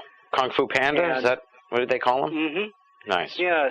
A couple of years ago, he hit 330. So going into last season, that 330 was his rookie season. But he always kind of had a problem with his weight. And going into last season, he was dialed in as their main hitter in the 3-hole there, as they say. But his off-season regimen, they wanted him to lose some weight because that was becoming an issue. But he didn't going into last season. He got a divorced and kind of had a crummy season. He did a little bit in the postseason, but they told him, hey, dude, if you want to stay on the team and have a career, you need to lose some weight because it's becoming an issue. So during the off season, like I said, he lost something like 48 pounds. Oh, Looks wow. like a new man, and he's just kicking ass during the Cactus League. So that's going to be an addition there. Then they got this young stud besides Posey. You know, they didn't have Posey starting the season last year. There's another guy called Brandon Belt, who I think they're going to do what they did with Posey. They won't bring him up immediately, but he's in their plans for the future at first base, and he's been tearing it up. He's been the most productive here in spring training, and everybody's raving about this guy. He's like, could be another Posey type. And so I suspect he'll come in at some point in the season, so that's an upgrade there. Then, basically the rest of they didn't make any other changes besides that. Didn't lose anybody on the pitching staff, so that's why I'm saying, yeah, that's big. Yeah, they got a stronger team this year, and they could repeat. It's possible. I mean, it's hard. It's a long shot. You got, like anything, you got injuries and all that stuff that always play into it, so you never know. Yeah, it's a very long season. It's very long. It's a marathon. Indeed. Yeah, well, I was just thinking as you were talking about it and everything, it's just funny how when we first started this special, like 4 years ago or something like that, we were kind of laughing about how futile the team was and everything. So, things can turn around for anybody, I guess, in a few years. Yeah, part of it, I always liked Brian Sabian. Yeah. He's the GM there. And he was known, when they were competing earlier on in the decade, he had a magic touch of making late season moves and putting a good team together. He never quite got over the hump with Bonds. Then there was some decisions made there in the years they stunk that he didn't have a say, like the Zito thing. Yeah. The former owner, that was kind of his deal. So I think Sabian was just waiting for his time, and they changed ownership, and he basically showed what he can do. I think he's one of the best GMs. And they got a hell of a good manager too. I felt when they got Bochy, they got a good dude, and that proved to be true. Well, I love the guy who does the TV commentary. He used to do the ESPN ones, but he doesn't do them anymore. It's like a fat little bald guy. Oh, John Miller. Yeah, he's great. Yeah, he's another one of the Giants. I think have the best broadcasting team with Krupp and Kipe, and John Miller's that guy's tremendous. He's famous for if there's a rain delay or something. He's got these incredibly great stories. You don't hear that stuff on the ESPN. It's only the radio. He's funny as hell in these great stories and does these imitations of different sports people. He's really good. He's the best. John Miller. He got last year voted into the Hall of Fame. Oh, really? Yeah. Oh, wow. But he was inducted with, I guess every year they do broadcasters and stuff. It's called the Fred Firth or something award for broadcasting. So, all the great ones, and Miller is one of those. I guess they induct one a year. Maybe not even that much, but yep. Very Hall of interesting. Famer. Nice. All right, should we dive into predictions? Because we always have, you always like to break the mold, not just with the predictions, but obviously once we finish talking about the baseball season, we have to start talking about the basketball as well. So I'm feeling we're going to end up going about 5-10 minutes on that too. So let's get into the predictions first. So who do you start? What's that? We'll start since you're National League. We'll start in the National League East. Who you got? Okay. I've given this a little bit of thought. Yeah. Before we dive in, is there any manifesto this year towards the plan? No, there's no, past I had like the Costanza method, and then one year I picked teams that were in last place. Yeah, and then first place. One about how much they paid the teams, and you just sort of a mix last year like that. Yeah, that was last year, and that almost worked out for me. Oh yeah, I should mention too. You've been campaigning here to win some kind of award. I mean, I don't know, just because you didn't even pick the Giants to go all the way. That makes it so much more difficult for me. If you had them going all the way, then it would be like, well, you picked the team kind of out of nowhere that went all the way, but.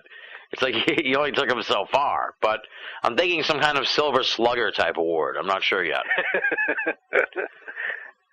Whatever, I got over that. I just felt, if your team goes all the way, that should get you something extra points. Yeah, whether you picked them or not. All right, well, that's what I'm. All right, Silver Slugger then. You're gonna get. Well, maybe we'll name it after you as well. So it'll be the Adam Go Rightly Silver Slugger. There you go. Yeah. All right. So what do you have for this year? Your predictions? We'll start in the National League East. Well, I may be on some of these. I'll be doing a little wacky method. In the East, I got a feeling it's going to be either Philadelphia or Atlanta. And everybody thinks Philadelphia, with all the pitching they got, is going to be the team the favorite to. Win the World Series. Of course, they've had this rash of injuries lately, and I feel like there's kind of there might be a negative dark cloud over the Phillies. So I'm not sure. It could be Phillies or Atlanta, but what I'm gonna do is toss a coin. Oh. And I'll say heads Philly and tails Atlanta, and let's see. Heads Philadelphia. All right. So we'll take the Phillies there in the East. Okay. Interesting methodology this year. It's sort of like you're going with your gut, but you're also pulling in some kind of metaphysical lifeline. Mhm. I like it. And also playing the odds, So in the Central, I'm going with the Chicago Cubs. All right. Nice. Okay. Don't ask me why. It'll make sense later. In the West, I think the wild card's going to come out of the West. Interesting. All right. And I think the two teams there are the Giants and the Colorado Rockies.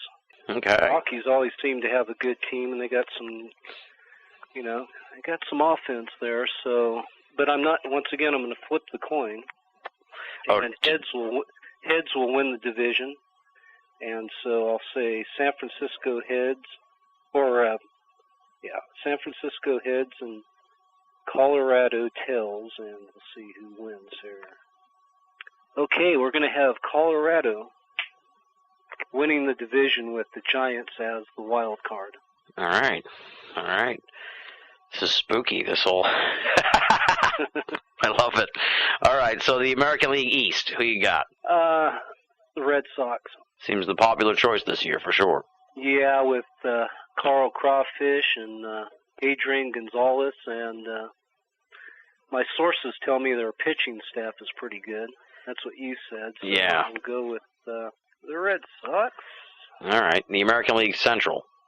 We're going with the Chicago White Sox, just because Ozzie, again, is such a bitchin' dude. All right. The American League West. Oakland A's. All right. Is there much of a rivalry between Oakland and San Francisco, or is that just sort of a more of a geographic rivalry? If Oakland starts winning some games, maybe not really, but people try to make you think that to sell tickets. They're playing they just had a little series here, spring training series, and so it's always fun when those teams play, because it's that Bay Bridge thing. Yeah, that's what I mean. I need to think about this a little bit here about the wild card. Okay, let's go with Oakland, and then for the wild card, this is going out on a limb. I'm going to take the Baltimore Orioles. Wow. Kudos. Every year, isn't it? Somebody comes out of nowhere, so somebody's got to get lucky. Why not me? Exactly. Why not now? Why not now? Why not me? Why not the Orioles? Well, that's stunning. I like that. Okay, so all right, wow. The Baltimore Orioles are going to shock the world. All right, who do you have in the for the American? We'll go with National League first. Who do you have in the National League to win the whole thing? Well, this is where we go into the coin toss thing again. Mm-hmm. And I have two scenarios for the World Series. One is going to be a Windy City World Series with the Chicago Cubs and the White Sox. That's one scenario. Nice. Or a Bay Bridge Series with the San Francisco Giants and the Oakland A's. Wow. So let's go. Heads will be the Giants and the A's, and the tails will be the two Chicago teams. So come on, Giants. Yes. It's going to be the Giants and the A's. And the A's.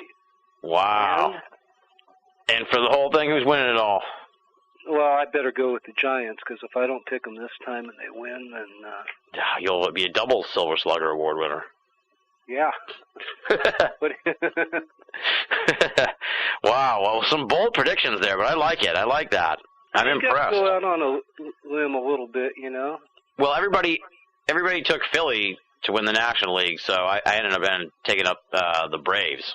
I decided to go out on a limb and kind of like what you did with the Orioles there, back a dark horse to sort of get the magic going at the right time. And I feel like the Phillies are a flawed team, even though they have all that great pitching. Well, check it out. You know, if you look at the history of these deals where they bring in these pitchers. Yeah, I saw that stat.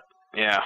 A lot of times it don't pan out, especially if they're older. If you got a young staff like the A's, have a pretty good young up-and-coming staff, and of course the Giants do. When they start getting into their 30s, you know, they usually, unless they're on steroids like whoever, you know, Clemens or those guys, you know, they have longer careers, but usually when they get into their 30s, mid-30s, then they're not as productive. Yeah. And so I think that's the Achilles, one of them, and they've had all these rash injuries. They lost Jason Worth. Utley's out now. I don't know if they got that much offense. Yeah, they're spotty. All right. Giants all the way here over Oakland. Interesting. I like it. I had to come up with something. Yeah, okay. Well, now that we have you here, obviously, for the baseball special, it's time for our secret additional conversation, which, of course, revolves around the NBA and the basketball season. We're just about at the start of playoffs. And your beloved LA Lakers aren't looking too good, pal. Actually, they're kind of on fire, aren't they? What do you mean secret? This isn't very secret if we're talking about it. Well, it's tucked away in the baseball special, this weird little pocket of basketball discussion. Here's my thoughts going into the All-Star break. And before that, I thought the finals would be even though the Lakers weren't doing all that great then, I thought the finals would be the Celtics and the Lakers again. And I felt the Celtics had a bit of an edge at that time because they had the best record at that time. Yeah. And but then after that silly trade that Danny Ainge made, I'm serious, that tipped the scales, and the Lakers have been kicking ass here recently, so I don't even know if at this point I'd have to think if it's going to be the Celtics in the finals. The Bulls are playing pretty damn good. Yeah, the Bulls are playing really well. I think Danny Ainge is, I've never thought much of him as a general manager. I thought he lucked into that whole thing where they got Kevin Garnett. Yeah. Inside deal with Kevin McHale. Before that, the Celtics sucked for a couple of years. He was just making all kinds of screwy moves, like he was grasping at straws.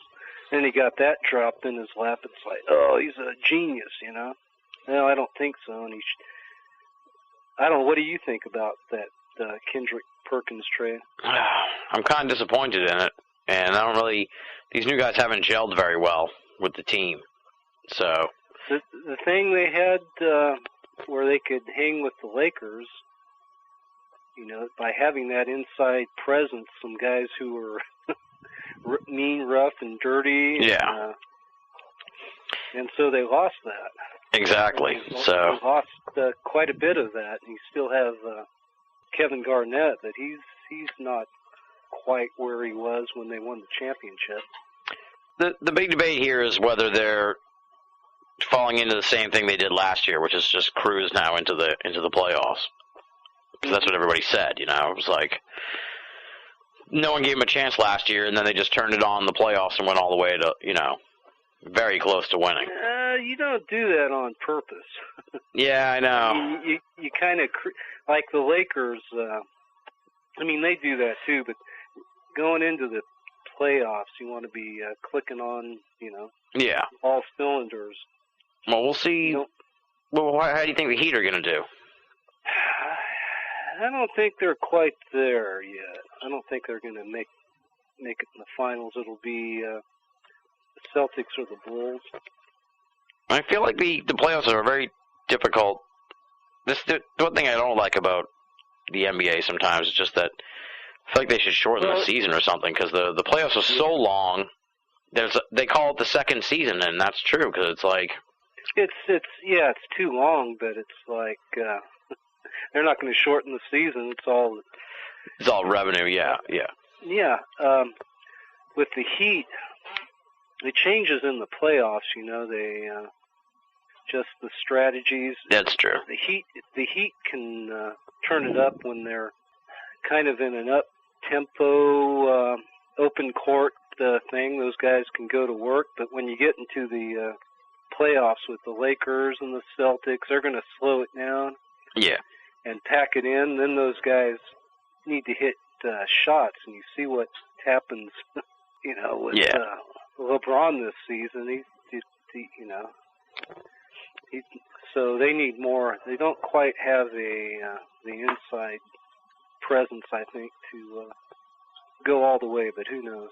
Yeah. They're definitely talented, though I hate them. Well, I was really looking forward to rubbing it in when the Celtics were so close to winning in that Game 7. Oh, yeah. I was really looking forward to it. I was watching the game, halftime, I'm calling Go Rightly as soon as I get home. No, that's, I thought, shit, they had that game in the bag. Yeah, it's all very, Perkins, Game 7. He went down in that Game 6, and when they lost him, it just messed everything up. Kind of what's happening now. They need to readjust to, they need Shaq back, really. That's the big problem. Mm-hmm.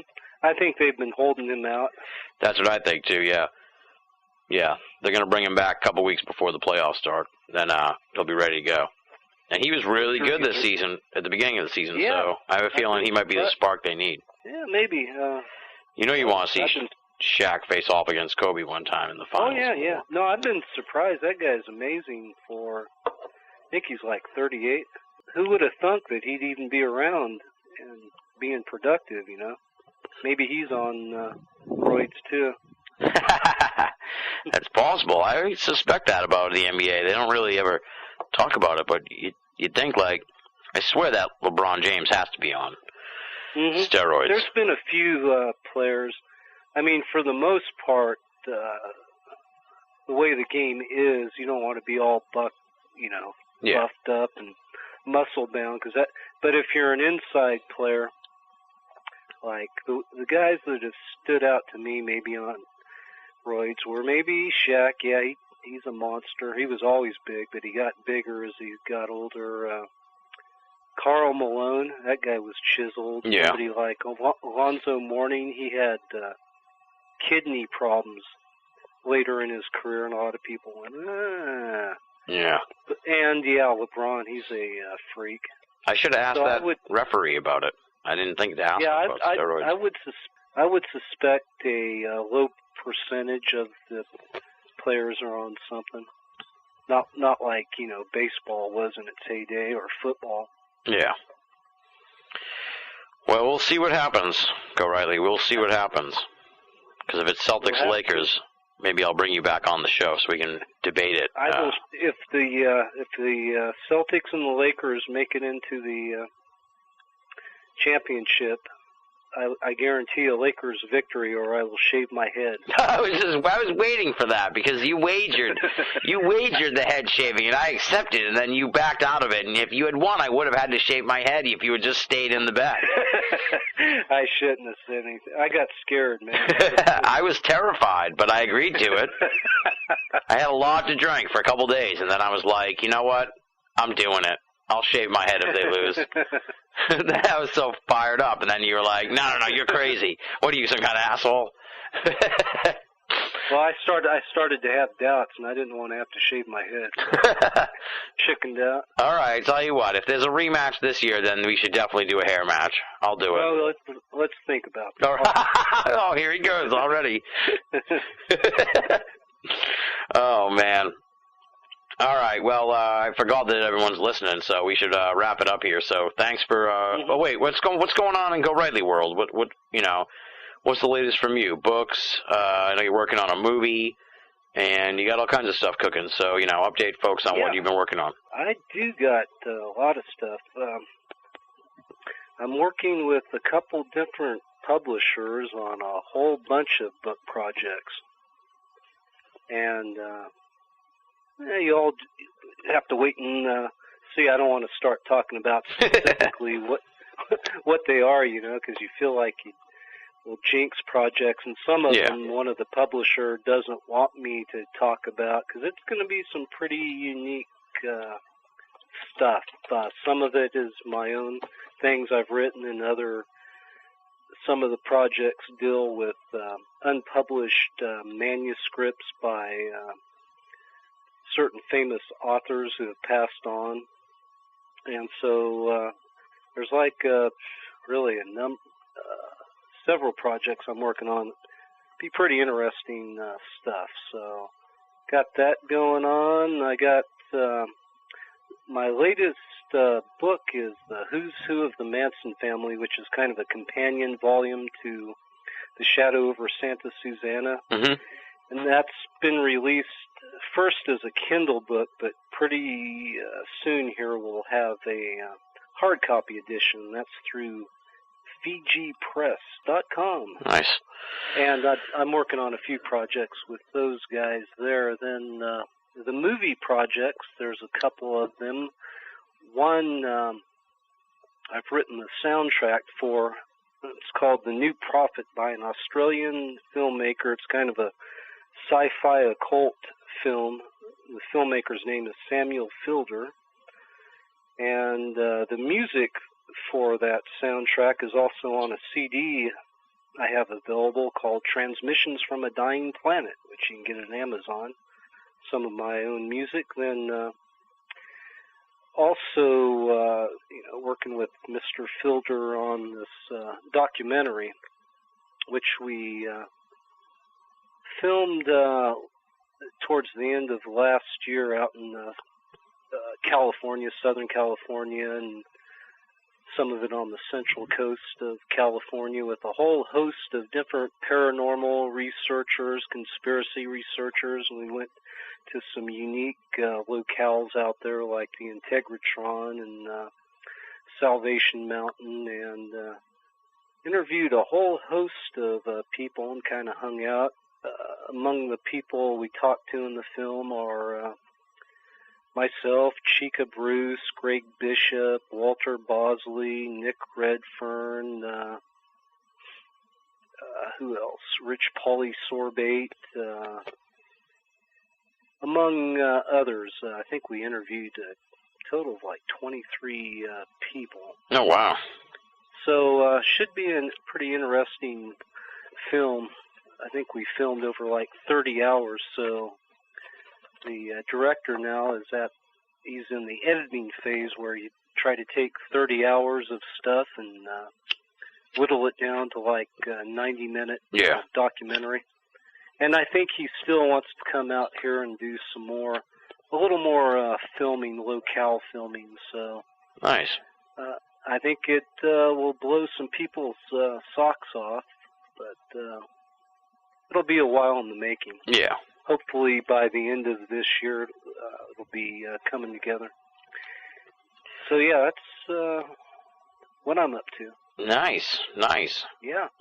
What's your web hub? Is it AdamGoRightly.com or are we... Yeah, there's the old website, AdamGoRightly.com. Then there's the blog, which is GoRightly.wordpress.com. Oh, all right. And I put up wacky stuff on there. Yeah, that's one of the best blogs out there. It has a great sense of humor. More thanks, places man. should have that, you know. I get a chuckle when I go there.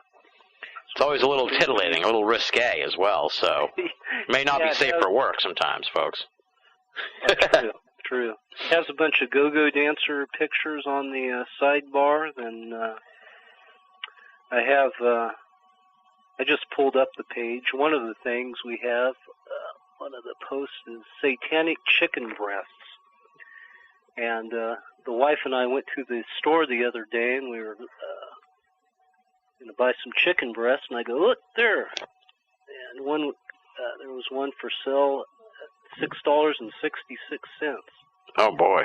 She says, well, I guess we'll just have to get that one. So I took a photo of it and put it up on the page. So how did it taste? It's still, tastes like chicken? Exactly, yes. Nice. No, it tastes like Satan. Oh, boy. Then there's another post I put up there called Imagine Having All Your Blog's Search Terms Together in One Room. And what I said here, so here are my top 10 search terms for yesterday. I posted these because it was kind of interesting. Number 1 was Gaddafi bodyguard. Number 2 was alien. Number 2 was Stacia of Hawkwind. She was a nude psychedelic dancer back in the day. Jesus. Number 4 was Jesus with dinosaur. Number 5 was alien sex. Yeah, it's crazy. Number 6 was Bigfoot. Number 7 was Gaddafi bodyguards. Whoa. Number 8 was Eris. She's the Greek goddess of chaos and discord. And number 9, I thought I had 10 here. I guess there's just 9. Number 9 was Green Star Trek girls. So now imagine having all of them together in one room having an orgy. Oh, man. I mean, the awkward one is Jesus with a dinosaur. Yeah, that's a little... Just the logistics of all that are difficult to imagine. That's kind of the crazy stuff. One last thing. This is a plug for yours truly. Somebody sent me a book called, what is this called? The Conspiracy Hall of Fame by Victor Thorne. And he listed his top 20 conspiracy theorists, and one of them was me. Wow. Nice. So you're a Hall of Famer. Well, yeah, but what's funny, so yeah, I get the little, it's kind of a booklet, and there's people in there like Jim Mars and Bill Cooper and... Wow, so you're with some celebrated company here. Yeah, Jim Keith, George Orwell. But what was funny when I was number 20, when I thumbed back to my section, it says Adam Go Rightly, but it has Greg Bishop's photo. I'm serious. I scanned it and put it up on the website, so I put up a post. New book reveals that Adam Go Rightly is really Greg Bishop. That makes a lot of sense, because we tried to get you and Greg on here tonight, and I was excited because it was going to be the first time that I'd had you on together, but it didn't happen. So you might be on to something. Very mysterious. And now when I think about it, every time I've been on Greg's show, he reads texts from you, and I'm like, have Adam call in, and you never do. So I'm confused, but then again, I've met both of you, so I'm even more flummoxed. Have you met us, seen us together at the same time? No, I have not. There you go. Eerie. All right, dude. On that note, I got to wrap it up here. You don't have to hang up, but we got to we have to say goodbye to the audience. So Okay. thanks once again. Go ahead. Can I say goodbye to the audience? Yeah, I was going to set you up, but go ahead. Goodbye, audience.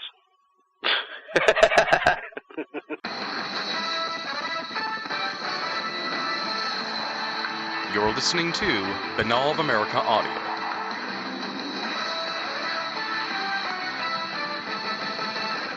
Ladies and gentlemen, welcome to the next segment here on the 2011 BoA Audio Baseball Special. We got a double header, if you will, here on this segment. Bringing in our two old friends of the program, Greg Bishop and Paul Kimball. And for the first time ever on the Baseball Special, we're having them both on at the same time. You know, I thought I'd mix it up a little bit and get a little dialogue going. So welcome back to the program, Greg and Paul. Thanks, Tim. Thanks, Tim. Hello, Greg. Hello, Paul. Hello, Tim. There you go. All in the family. We're ready to go. Awesome. Well, let's begin here with opening days technically tomorrow, although the people listening will be tuning in next week. So, Greg, you were saying you've broken down and got the tickets. You're going to opening day tomorrow night? Yeah, that idiot Frank McCourt and his stupid wife and the Dodgers. I don't know. But I like watching baseball, and we went and got a very small ticket package so we could get opening day. So we're going to opening day, night, whatever the hell it is, twilight tomorrow at 5 o'clock against the Giants so we can see the Giants mop the floor with the new Dodgers. Now, what do you mean new Dodgers? Are they... Well, there's some new people on there. I mean, it's not totally retooled. Well, they have a new manager, too, right? Yeah, I think that was the main thing, is having Madeline in there, who's never managed before. Well, he has, I guess, as a fill-in, and screwed up royally a couple times while he was filling in. I don't think he's going to be a disaster, but it's a first year for him, so, you know, what can you expect out of that? I don't think he has a strong hand that Torrey had, but we'll see. I'm sure Torrey's sitting there on the phone every time something goes wrong, and Mattingly freaks out and pees his pants. He'll call Torrey and ask him what to do. What was the big mistake he made? Didn't he make some kind of lineup mistake or something like that? Well, I think that's one thing he did, but the other thing he did is he went out to the mound twice. That was it. Yeah. Then you have to pull the pitcher. That's like the rule. Yeah. He went out there, and then he stepped off the mound, and then somebody said something to him, and he stepped back on, and I think they were playing San Francisco. I can't remember, but the other manager said, "Oh, wait a second," and they had to pull the pitcher. I kind of like little things like that, because I'd never seen that before until a few years ago. It happened. There was a fight, actually. Yeah, that was it. The manager had gone out to the mound to talk to the pitcher. Then later in the inning, there was a fight, so he ran out onto the field then. Then it was like, oh, you've gone out twice. Now you have to. Well, then he did it twice, because the other time he just went to talk to the pitcher, walked off the mound, took his foot off the dirt of the mound, and then turned around and went back to the dirt of the mound, and that was called a double visit to the mound. It was just that little thing, but he broke the rule. That's baseball. He wasn't thinking about it, so it was a very public display of rookiness as a manager, but he probably won't do that again. He's probably goes over it in his head every time. Now, Paul, what's the mood like up there in the Great White North? I know you're really a Red Sox fan, but you're sort of our Canadian correspondent, and they do have the new manager as well up there. What, you mean the Blue Jays? Yeah. You want to report on the Toronto Blue Jays? Here's my report on the Toronto Blue Jays. Who cares? They're the Toronto Blue Jays. Uh-oh. Paul, you can't say you don't care. You'll get a ton of people on the list complaining that you desperately complaining that you're supposed to care, no matter what it is. Little ufology seeps in there. Greg's still bitter about the not caring thing. Yeah, I was going to say, we made Greg promise that he would say that he cared about everything, no matter what it was. You have to care. I care about the Blue Jays. I have no idea what's going on with them, but I desperately care about them, those wonderful Canadian guys. As usual, your Blue Jay report would be they'll win somewhere between 77 and 85 games. They'll be probably just good enough to not be good enough. And they're definitely going to miss Sean Markham, who's currently pitching in Milwaukee this year. Good pickup for the Brewers. And, they've got a lot of good young talent like they always do, and they're in a division where they should be able to compete because the Tampa Bay Rays can compete. And the Rays, I think, actually have a smaller budget now than the Blue Jays do. But for some reason, the Rays have a better scouting staff. They just have a better organization. And the Jays are still basing their season ticket campaign on winning 2 World Series in a row a couple of decades ago. Oh, God. So, the Jays, they're not a bad team. They're not a good team. They're just one of those teams that sits in the middle. And unlike a team like Tampa Bay, which might go up and down and up and down, the Jays never go up and they never go too far down. They're mediocre, average, and they're going to be mediocrely average again this year. In a division where, if they were in the American League West or even the Central, they might have a shot. But they're in a division where you're facing 2 teams with 2 of the biggest budgets in baseball, and another team, Tampa Bay, that has a good organization that manages to compete, and then another team, Baltimore, which has been abysmal, but they got Buck, Showalter, and who knows, maybe Baltimore will win a few more games this year. So the Jays, they'll come in 3rd or 4th in the American League East, depending on how Tampa Bay does. Yeah, they make some kind of lousy decisions because they traded Vernon Wells, who they had to unload his massive contract. Then they signed some other dude to the guy who hit all those home runs last year, to a massive contract. There's no way that guy's going to hit I think he almost hit 50 last year. There's no way he's going to do that again. Yeah, he hit over 50 last year, and he'll probably hit 30 to 40 this year. He's the real deal. Batista's, he's a serious player. I don't think he's going to hit 50 again, but I wouldn't be surprised to see him pop 35 or 40 out. And if you're in a fantasy pool, he's probably not a bad guy to have on your team, although, if you're expecting him to hit 50 home runs, I don't think that's going to happen again. But that wasn't a fluke, that wasn't some kind of Brady Anderson year. He was given a chance, and he finally performed. So he'll hit, unless he's injured, he'll hit at least 30, and he could go as high as 40. So he's the guy they have, but they just don't have enough other guys floating around there. That would be the upset of all upsets if they somehow manage to beat the Rays, Red Sox, and Yankees to win the American League East. Yeah. Kind of like VCU getting in the Final Four of the NCAA tournament. Wait, that happened. But not even that is less unlikely than the Jays beating the Sox, Yankees, and Rays. Yeah, because he can go on a good run in that in that environment. Yeah, whereas you have to go on a good 162 game run in Major League Baseball, and my prediction for the Jays, they'll go 85 and 77. That's what I think they'll do this year, but it's not good enough. Now, Greg, how are you feeling now that your hated rivals, the Giants, won the World Series? You guys all pissed off or what? Well, I think people were pissed off at the time. I'm not pissed off because they had a good team, and plus they haven't won a series in a long time. They screwed up royally in what was the last time they were in? It was with the Angels. Was it 2000? Yeah. Yeah, they made a lot of really stupid mistakes with their stupid manager then. So I think they were due, and I will not fight with Go Rightly about it, even though I know he wants to. Come on, Greg. The truth is you just don't care, right? I just don't care about it. Oh, no, wait. Yeah, I do. I care desperately about it. Well, I was giving Adam a lot of crap because he wanted some kind of extra award or something because his team won, but he didn't even pick them to go all the way. He just picked them to win the National League. So I was a little torn on how to handle that. So we gave him the Adam Gorelli Silver Slugger Award. Did you just create that? Yeah. Yeah, we just created that. So just to make him happy.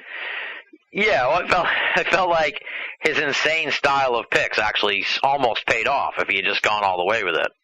Yeah, well, stopped clock is right twice a day too. So I think I'm going to call that the stopped clock method. The other, he's put something up on Facebook about the Giants going to go all the way or something again this year, and I said you might be right with that Buster Pansy guy they have. Oh no. Meow. Anything. I can make fun of him because it's Go Rightly, but the guy is a good person to build a team around. He is, as Paul says, the real deal. This Buster Posey, yeah, he's good. Yeah, everybody's you just can't help but root for the guy because he's young and he's kicking ass.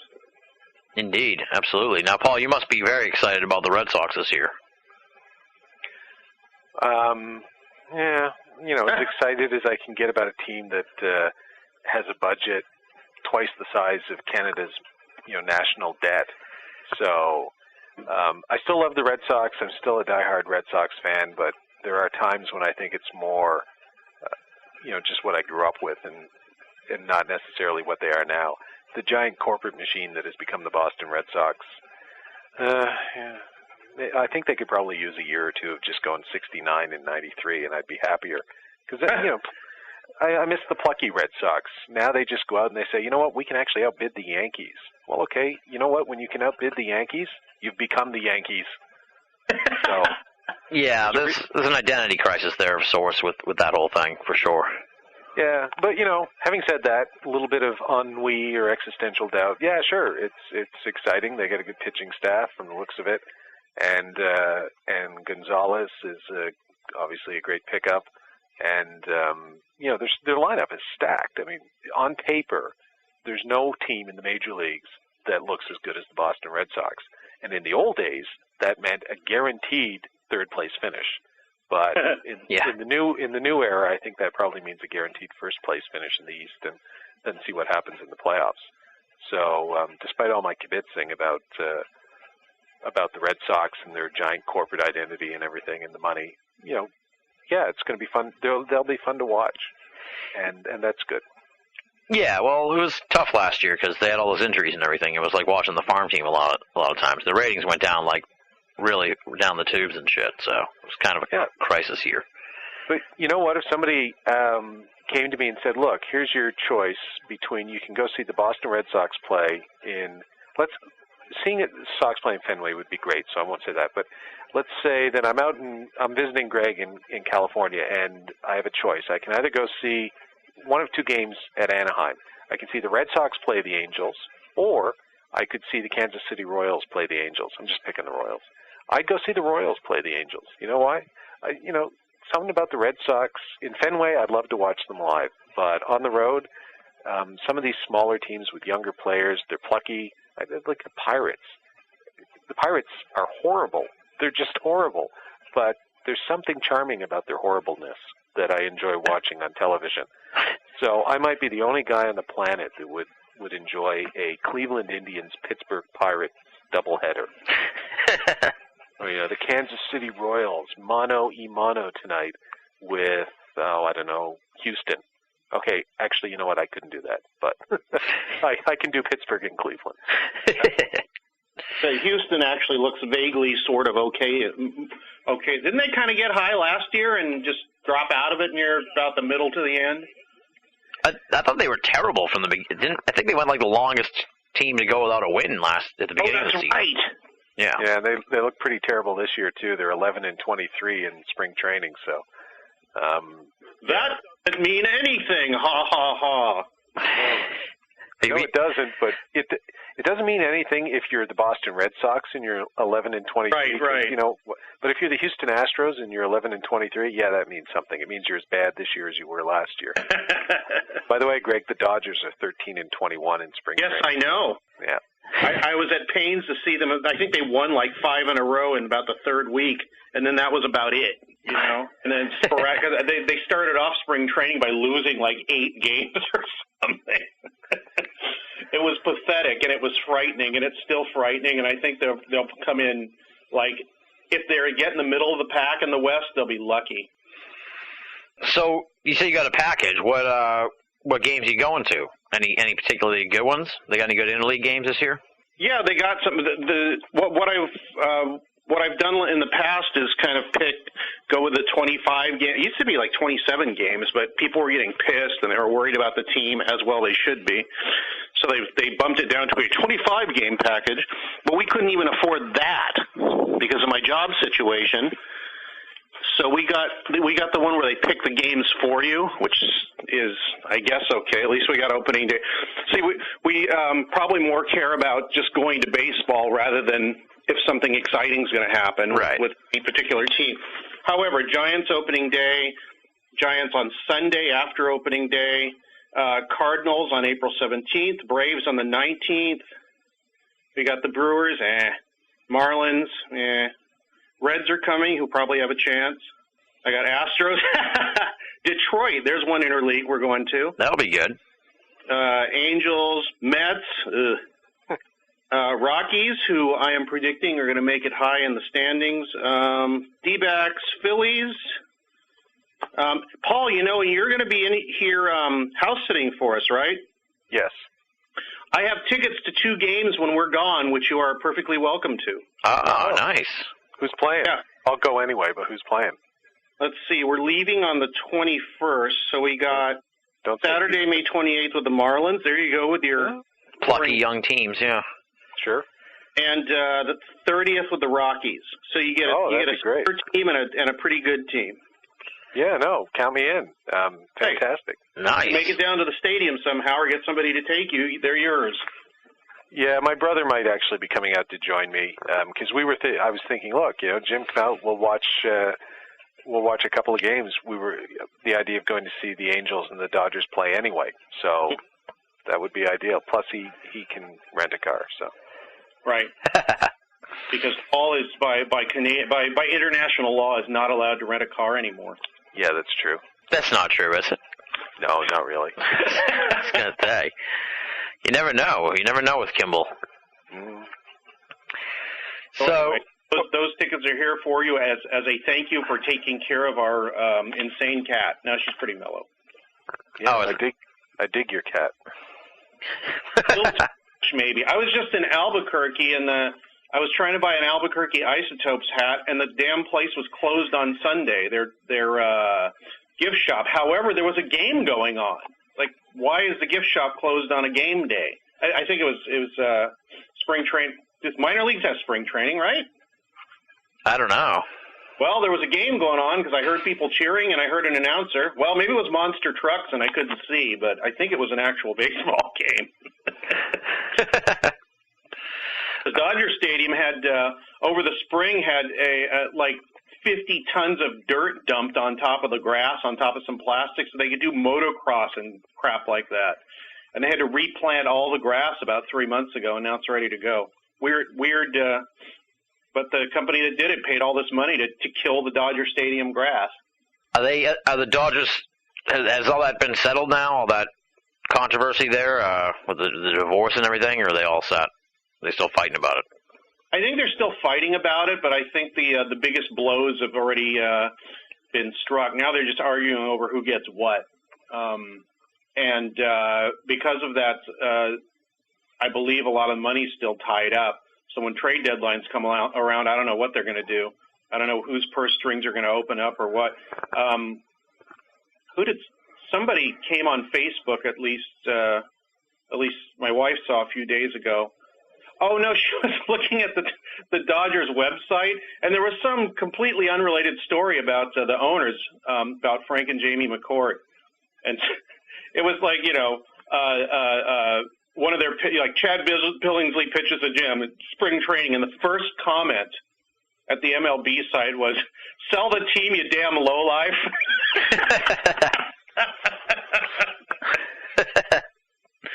Oh, man.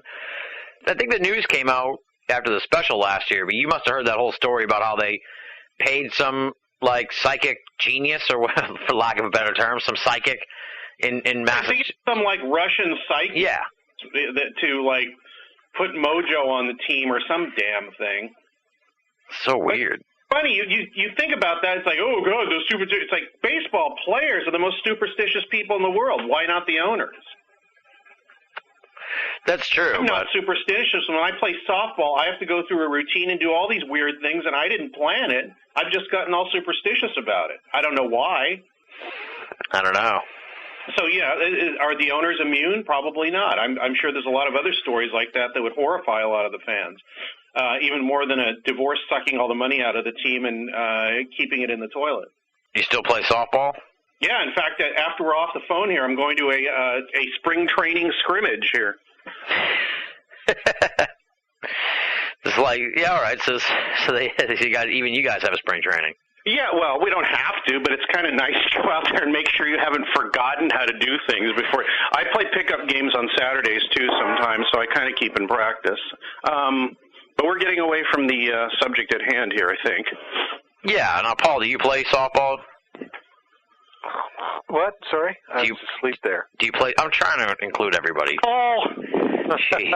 I fell asleep. You're saying you don't care, is that what you said? You're just saying you don't care about me and my softball. He did come out to one of my games, though. He was really cool about that. And then he came out and pitched for about 15 minutes, and I caught for him, and he was pretty good. Wow. Nice. Baseball. Well, he pitched baseball. Yeah, see, I played softball for 1 year about, 10, 12 years ago? Yeah, about that. And, it's 15 years ago now. And it was, fine, but you know what? I played baseball when I was a kid, and so softball doesn't really interest me too much. When Greg and we went out to this park, and it's amazing. I can throw a ball. I certainly can't throw it as fast as I used to be able to throw when I was a kid because I sort of blew my arm out. But I can throw 2 balls, and it starts to hurt, or I can throw 20 or even 50. It all depends on the day. But it was weird when I was out with Greg. It didn't really hurt, and the speed is largely gone. But as I think Greg will attest, the control is still pretty good. Yeah, it took him about 3 pitches to get, after not having thrown a ball, I think, in months or years. It took him about 3 pitches to get at the point where I didn't have to jump out of the crouch. Which is pretty, that's pretty damned good. And it stung when it hit the glove, so he still has some velocity. I'm looking forward to a Jamie Moyer-esque career in my late 40s now. But it's my only claim to sporting fame. When I was a kid playing minor league ball, I was actually, very briefly, the number 1 starter on a team where the number 2 starter actually went on to play Major League Baseball. He played for the Jays and the Oakland Athletics for a couple of years. He was a short reliever, or middle reliever, rather. Wow. So, that's my only claim to athletic fame. Reflected glory. I don't have any. I sucked in Little League. I was on a team that lost every game. Every single game the entire season. Then the next time our team was on, we came in second through no fault of mine because I couldn't see the ball. Why, you need glasses or something? I needed glasses, and I didn't know it. They put me out in left field because of where do you put people that suck? So they put me out in left field about once every 3 or 4 games. I'd hear all this yelling. And I'd be looking around, and about 5 feet when the ball was about 5 feet from me, I'd see it, and it'd smack me in the face. And I didn't know, and I couldn't see the ball when I was batting, so it just looked like I sucked. And then about 4 or 5 years later, we find out I needed glasses. Because when you can't see, you don't know you can't see. Yeah, because you're like a little kid, too. Yeah, that makes sense. I think that's the way everything is. So, yeah, I had to find it in softball to realize that I had at least, an average to slightly better than average athletic ability so that I could actually play on a team and not suck. So it was kind of a revelation for me that I could play a actual game with a ball and a bat and not stink at it. And that was about the same time I became interested in baseball, which was like 15 years ago. Nice.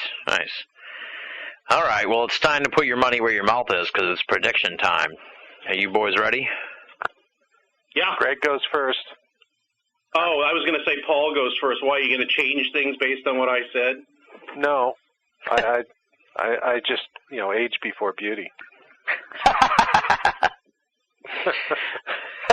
I'm older than Paul by what, 5 years? Really?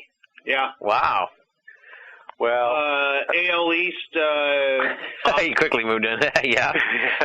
All right. Let's start with the AL East. Who you got? Sox.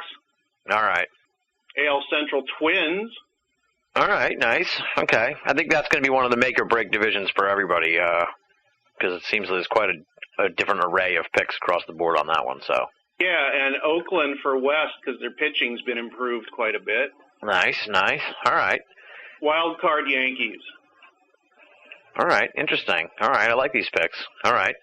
Okay, NL East, Braves. Nice. Wow. All right.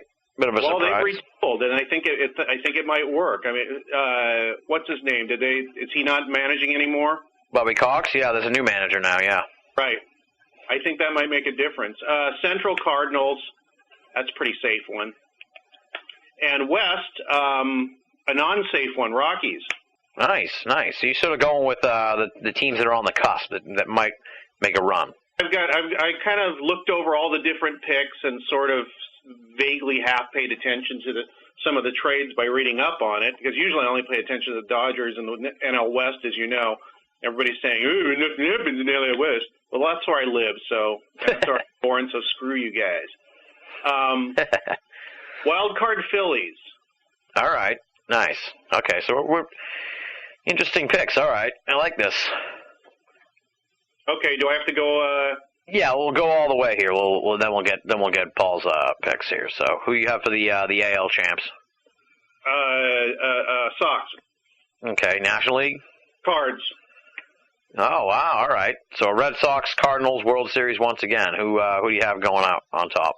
I guess I'll go with the numbers and say Sox. All right. I know that makes you two happy, but that's just how I see it. And the Dodgers, if they're lucky, will not come in last. Who won't come in last? I said the Dodgers, if they're lucky, will not come in last. That'll probably be left up to San Diego or Arizona. Yeah, San Diego. Well, they made a pretty good run last year with with a couple good players and a lot of young guys. They're there to Boston. I know. Yeah, but that trade had been coming. They've been working on that trade for like years. So. Yeah, I know. It was nice to see him when he came by to L.A. and when I went down to visit in San Diego and realized he wouldn't be there for long. Yeah, but think about all those nationally televised games he'll be on now. Every other week on ESPN, practically, I'm sure. Yeah, Paul's turn. All right, Paul, what do you got? AL East? Well, I got Barry Bonds will be found not guilty. Oh, good. Interesting, okay. I think that's an important prediction. I think Roger Clemens might well be found guilty, but after the Bonds verdict, I think maybe Clemens will get off too. So I think really that covers it for baseball, doesn't it? Bud Selig must be happy. The two biggest stars of the last 20 years are both going to be in court this year. One's already in court, so that tells you all you need to know about the last 20 years. That's for sure. Okay. All right. Okay. The American League East, the Boston Red Sox. You have to be insane to predict otherwise. Mm-hmm.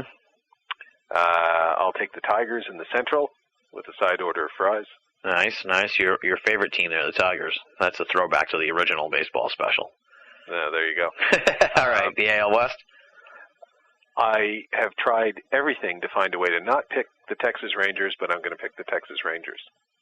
Okay. Oakland's got a wonderful pitching staff, but I don't see the offense. So. Yeah, and plus they tend to cut bait rather than fish by halfway through the season. There's still Moneyball in it, so. Yeah. I think Oakland will finish second, but I think that's Texas this year. Okay. Wild card? The wild card pick's going to be the Yankees. Ugh. That's what I said, yep. Yeah. Well, we'll see. They could go either way this year. I'm kind of hoping for a really dismal season just to embarrass them. Oh, who doesn't? That's true. Yeah. I was sorely tempted to pick Minnesota as a wild card, but the Yankees, their pitching will hold up, and I think they've made some decent pickups. And I think somewhere in the middle of the season, they'll make a trade if they have to bolster. That's the feeling I have, yeah. So, yeah, I'll take the Yankees for the wild card. All right. Now on to the National League. Take the Braves in the East. Nice. I will hold off in the Central. I'll come back to them in a second. Okay. I'll take Colorado. I agree with Greg in the West. Mm-hmm. I'll take the Giants for the wild card. Okay. There's a reason I didn't pick them. But. Yeah. I'll take the Milwaukee Brewers in the Central. Ah, nice. All right. They've loaded up for 1 year to take one shot while they still have Prince Fielder. They got Markham and Greinke, although he's out, but he'll be back. I think that's my wild pick. But I think the Brewers, this is going to be their year. This is the year. So. I like that, Paul. It's the thinking man's Central prediction.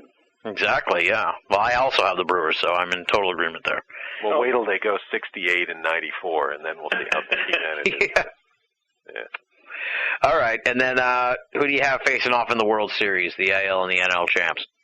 The National League champ will be the Colorado Rockies. The American League champ will be the New York Yankees. Wow. You traitor. Hey, I'm just going with the way I feel, man. Wow. I'm not. I'm more just impressed by the gutsy pick. I think the Yankees have one run. This is it. This is the last year before they probably have to start really rebuilding the franchise. But Sabathia and Hughes in a short series, Mariano Rivera with one last hurrah. Plus, they've got, tons of backup for him in the bullpen. And I think the lineup will hold up. And in a short series, a 7-game series, I think they're better than the Red Sox. Interesting. Okay. All right. And the World Series champion will be the Colorado Rockies. Wow. All right. Interesting. Okay. Well, that'll be nice to see after the last couple of years ago. Yeah. They just rolled over. Well, it's good to see a little diversity here in these picks from the both of you guys. It was getting pretty standard here. I had to sort of break from the pack myself. I took the Braves to win the National League championship. So. Oh, okay. I just feel like. What's that? What are the other predictions? Can you mention them on the show? Yeah, I can mention them. Like predominantly Philly. I think everybody so far up until Go Riley picked Philly. So. Oh, I have Paul did it, I think, mostly with his analysis, and I did it partially with analysis and partially with inspiration and emotion. So that's kind of how I did it. I sort of went by the feel of it, I guess you could say. Yeah, I think I took more of a, I don't know, maybe like somebody, a fan or a player analyzing. I don't know, Paul. Did you use emotion and intuition in there too? I used a dartboard because I had. That can be affected by emotion and intuition if you believe certain people. I had such a miserable raft of picks last year that I thought, you know what? Last year I picked the Seattle Mariners. So this year my Seattle pick is probably the Milwaukee Brewers, but I really think they're going to do it. And the Phillies, I don't think they're going to make the playoffs. Although that everything looks good on paper, but they've got injuries. They don't have Jason Worth anymore. And you know what? Lee, Oswald, and Halladay are all over 30.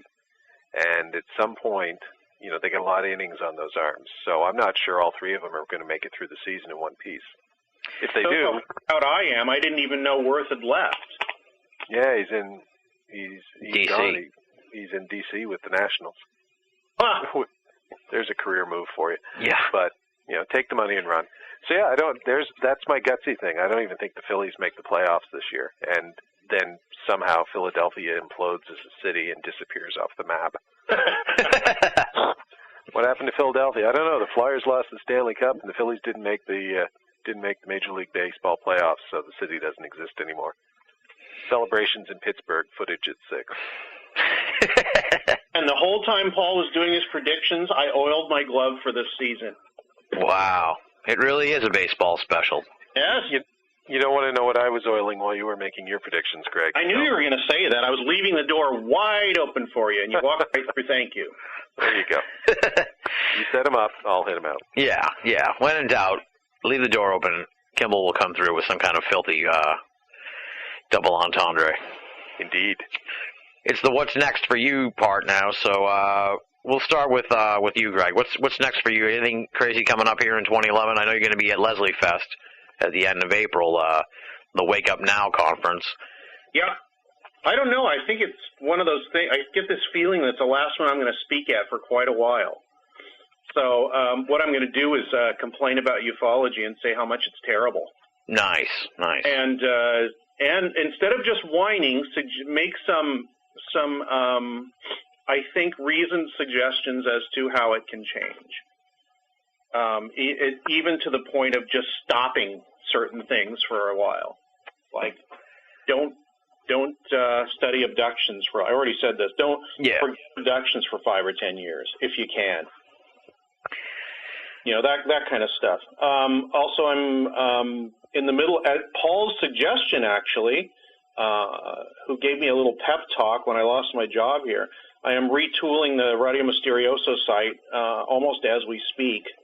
So that will be up within the next probably 2 or 3 weeks if I can get the damn thing working. And I'll have a site that's just me, like Nick has for himself, and anybody that's actually writing has for themselves, so people can go there and see what they're doing, see what they've done, and kind of have a reference if somebody wants to hire me for something or whatever. And that'll be gregdbishop.com because Gregory and gregbishop.com were taken. Oh, wow. I'm working on a fictional thing that I was supposed to write with Mac Tonys, which I mention once in a while. But that's all I will mention about it. A fictional story. Okay. Any news on who's that fucking guy you're supposed to reveal the identity of there? Falcon? Yeah, that's going to be on the new site, too. I mean, that'll be probably what I launch the site with, unless somebody like 40 and Times will pay me for it still. All right. So we'll keep an eye out for that. To have something extra on it. There'll be other things on there too. I mean, I've got audio recordings I got from Bill Moore, from Roswell Witnesses. I've got, a couple 100 pounds of files from various places, but mostly from Bill Moore, who didn't want them anymore. The first thing in the box when I looked at it was Kenneth Arnold's FBI file. Oh wow! Caliber and kind of stuff that's in there.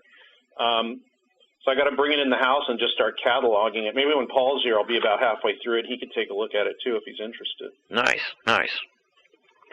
And that's about it. All right. So GregDBishop.com, people should keep an eye out for that.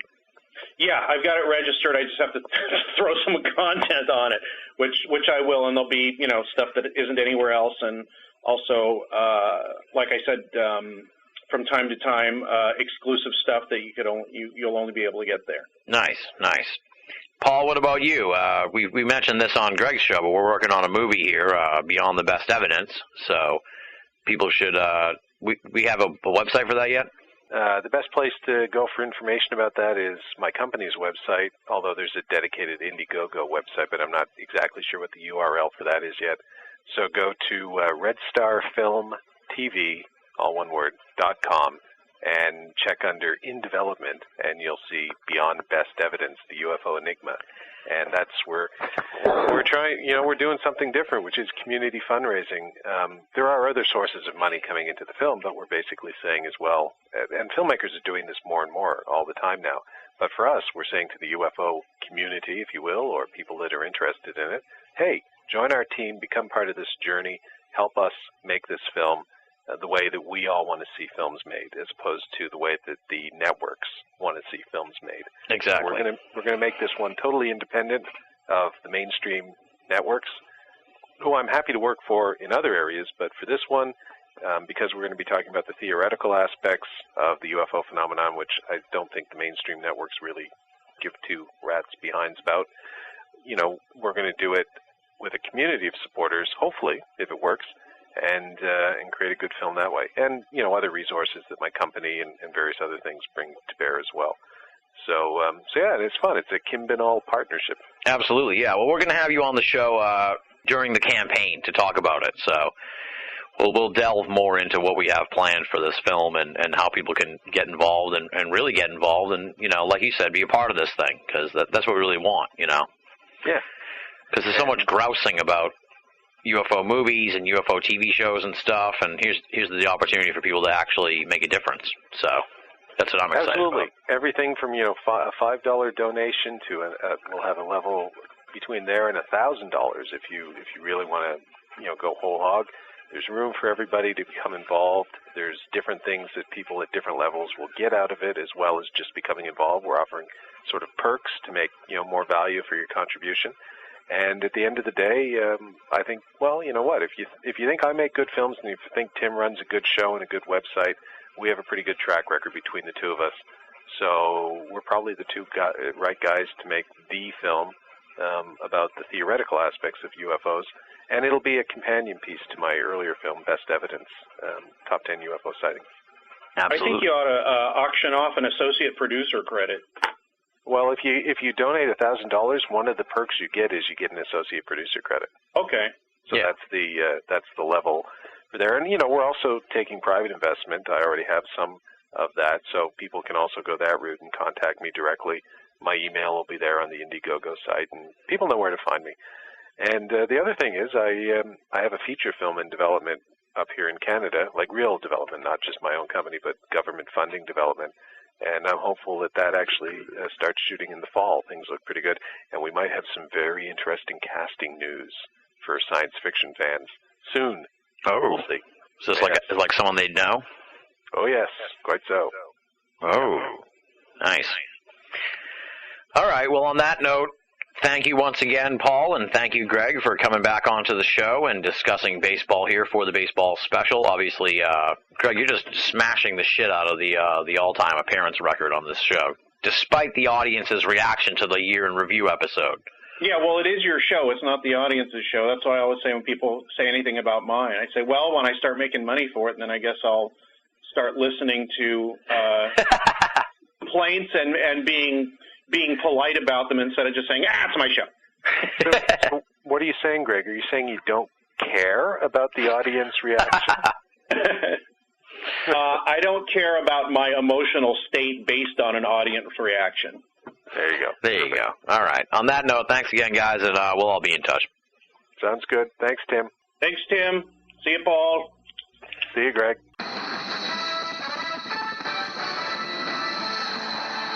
You're listening to Banal of America Audio.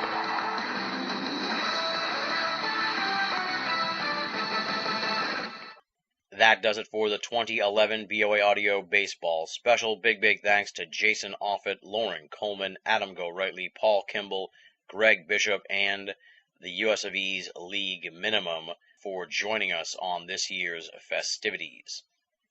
Moving right along, as I noted, this is probably one of the least listened to editions of the program that we have each season, so I don't want to feature somebody's email here on listener feedback, because there's a good chance they may not be listening. So we're going to skip listener feedback on this episode. We will have listener feedback on the Tracy Twyman episode that's coming out the same day, so tune in to the end of the program for that.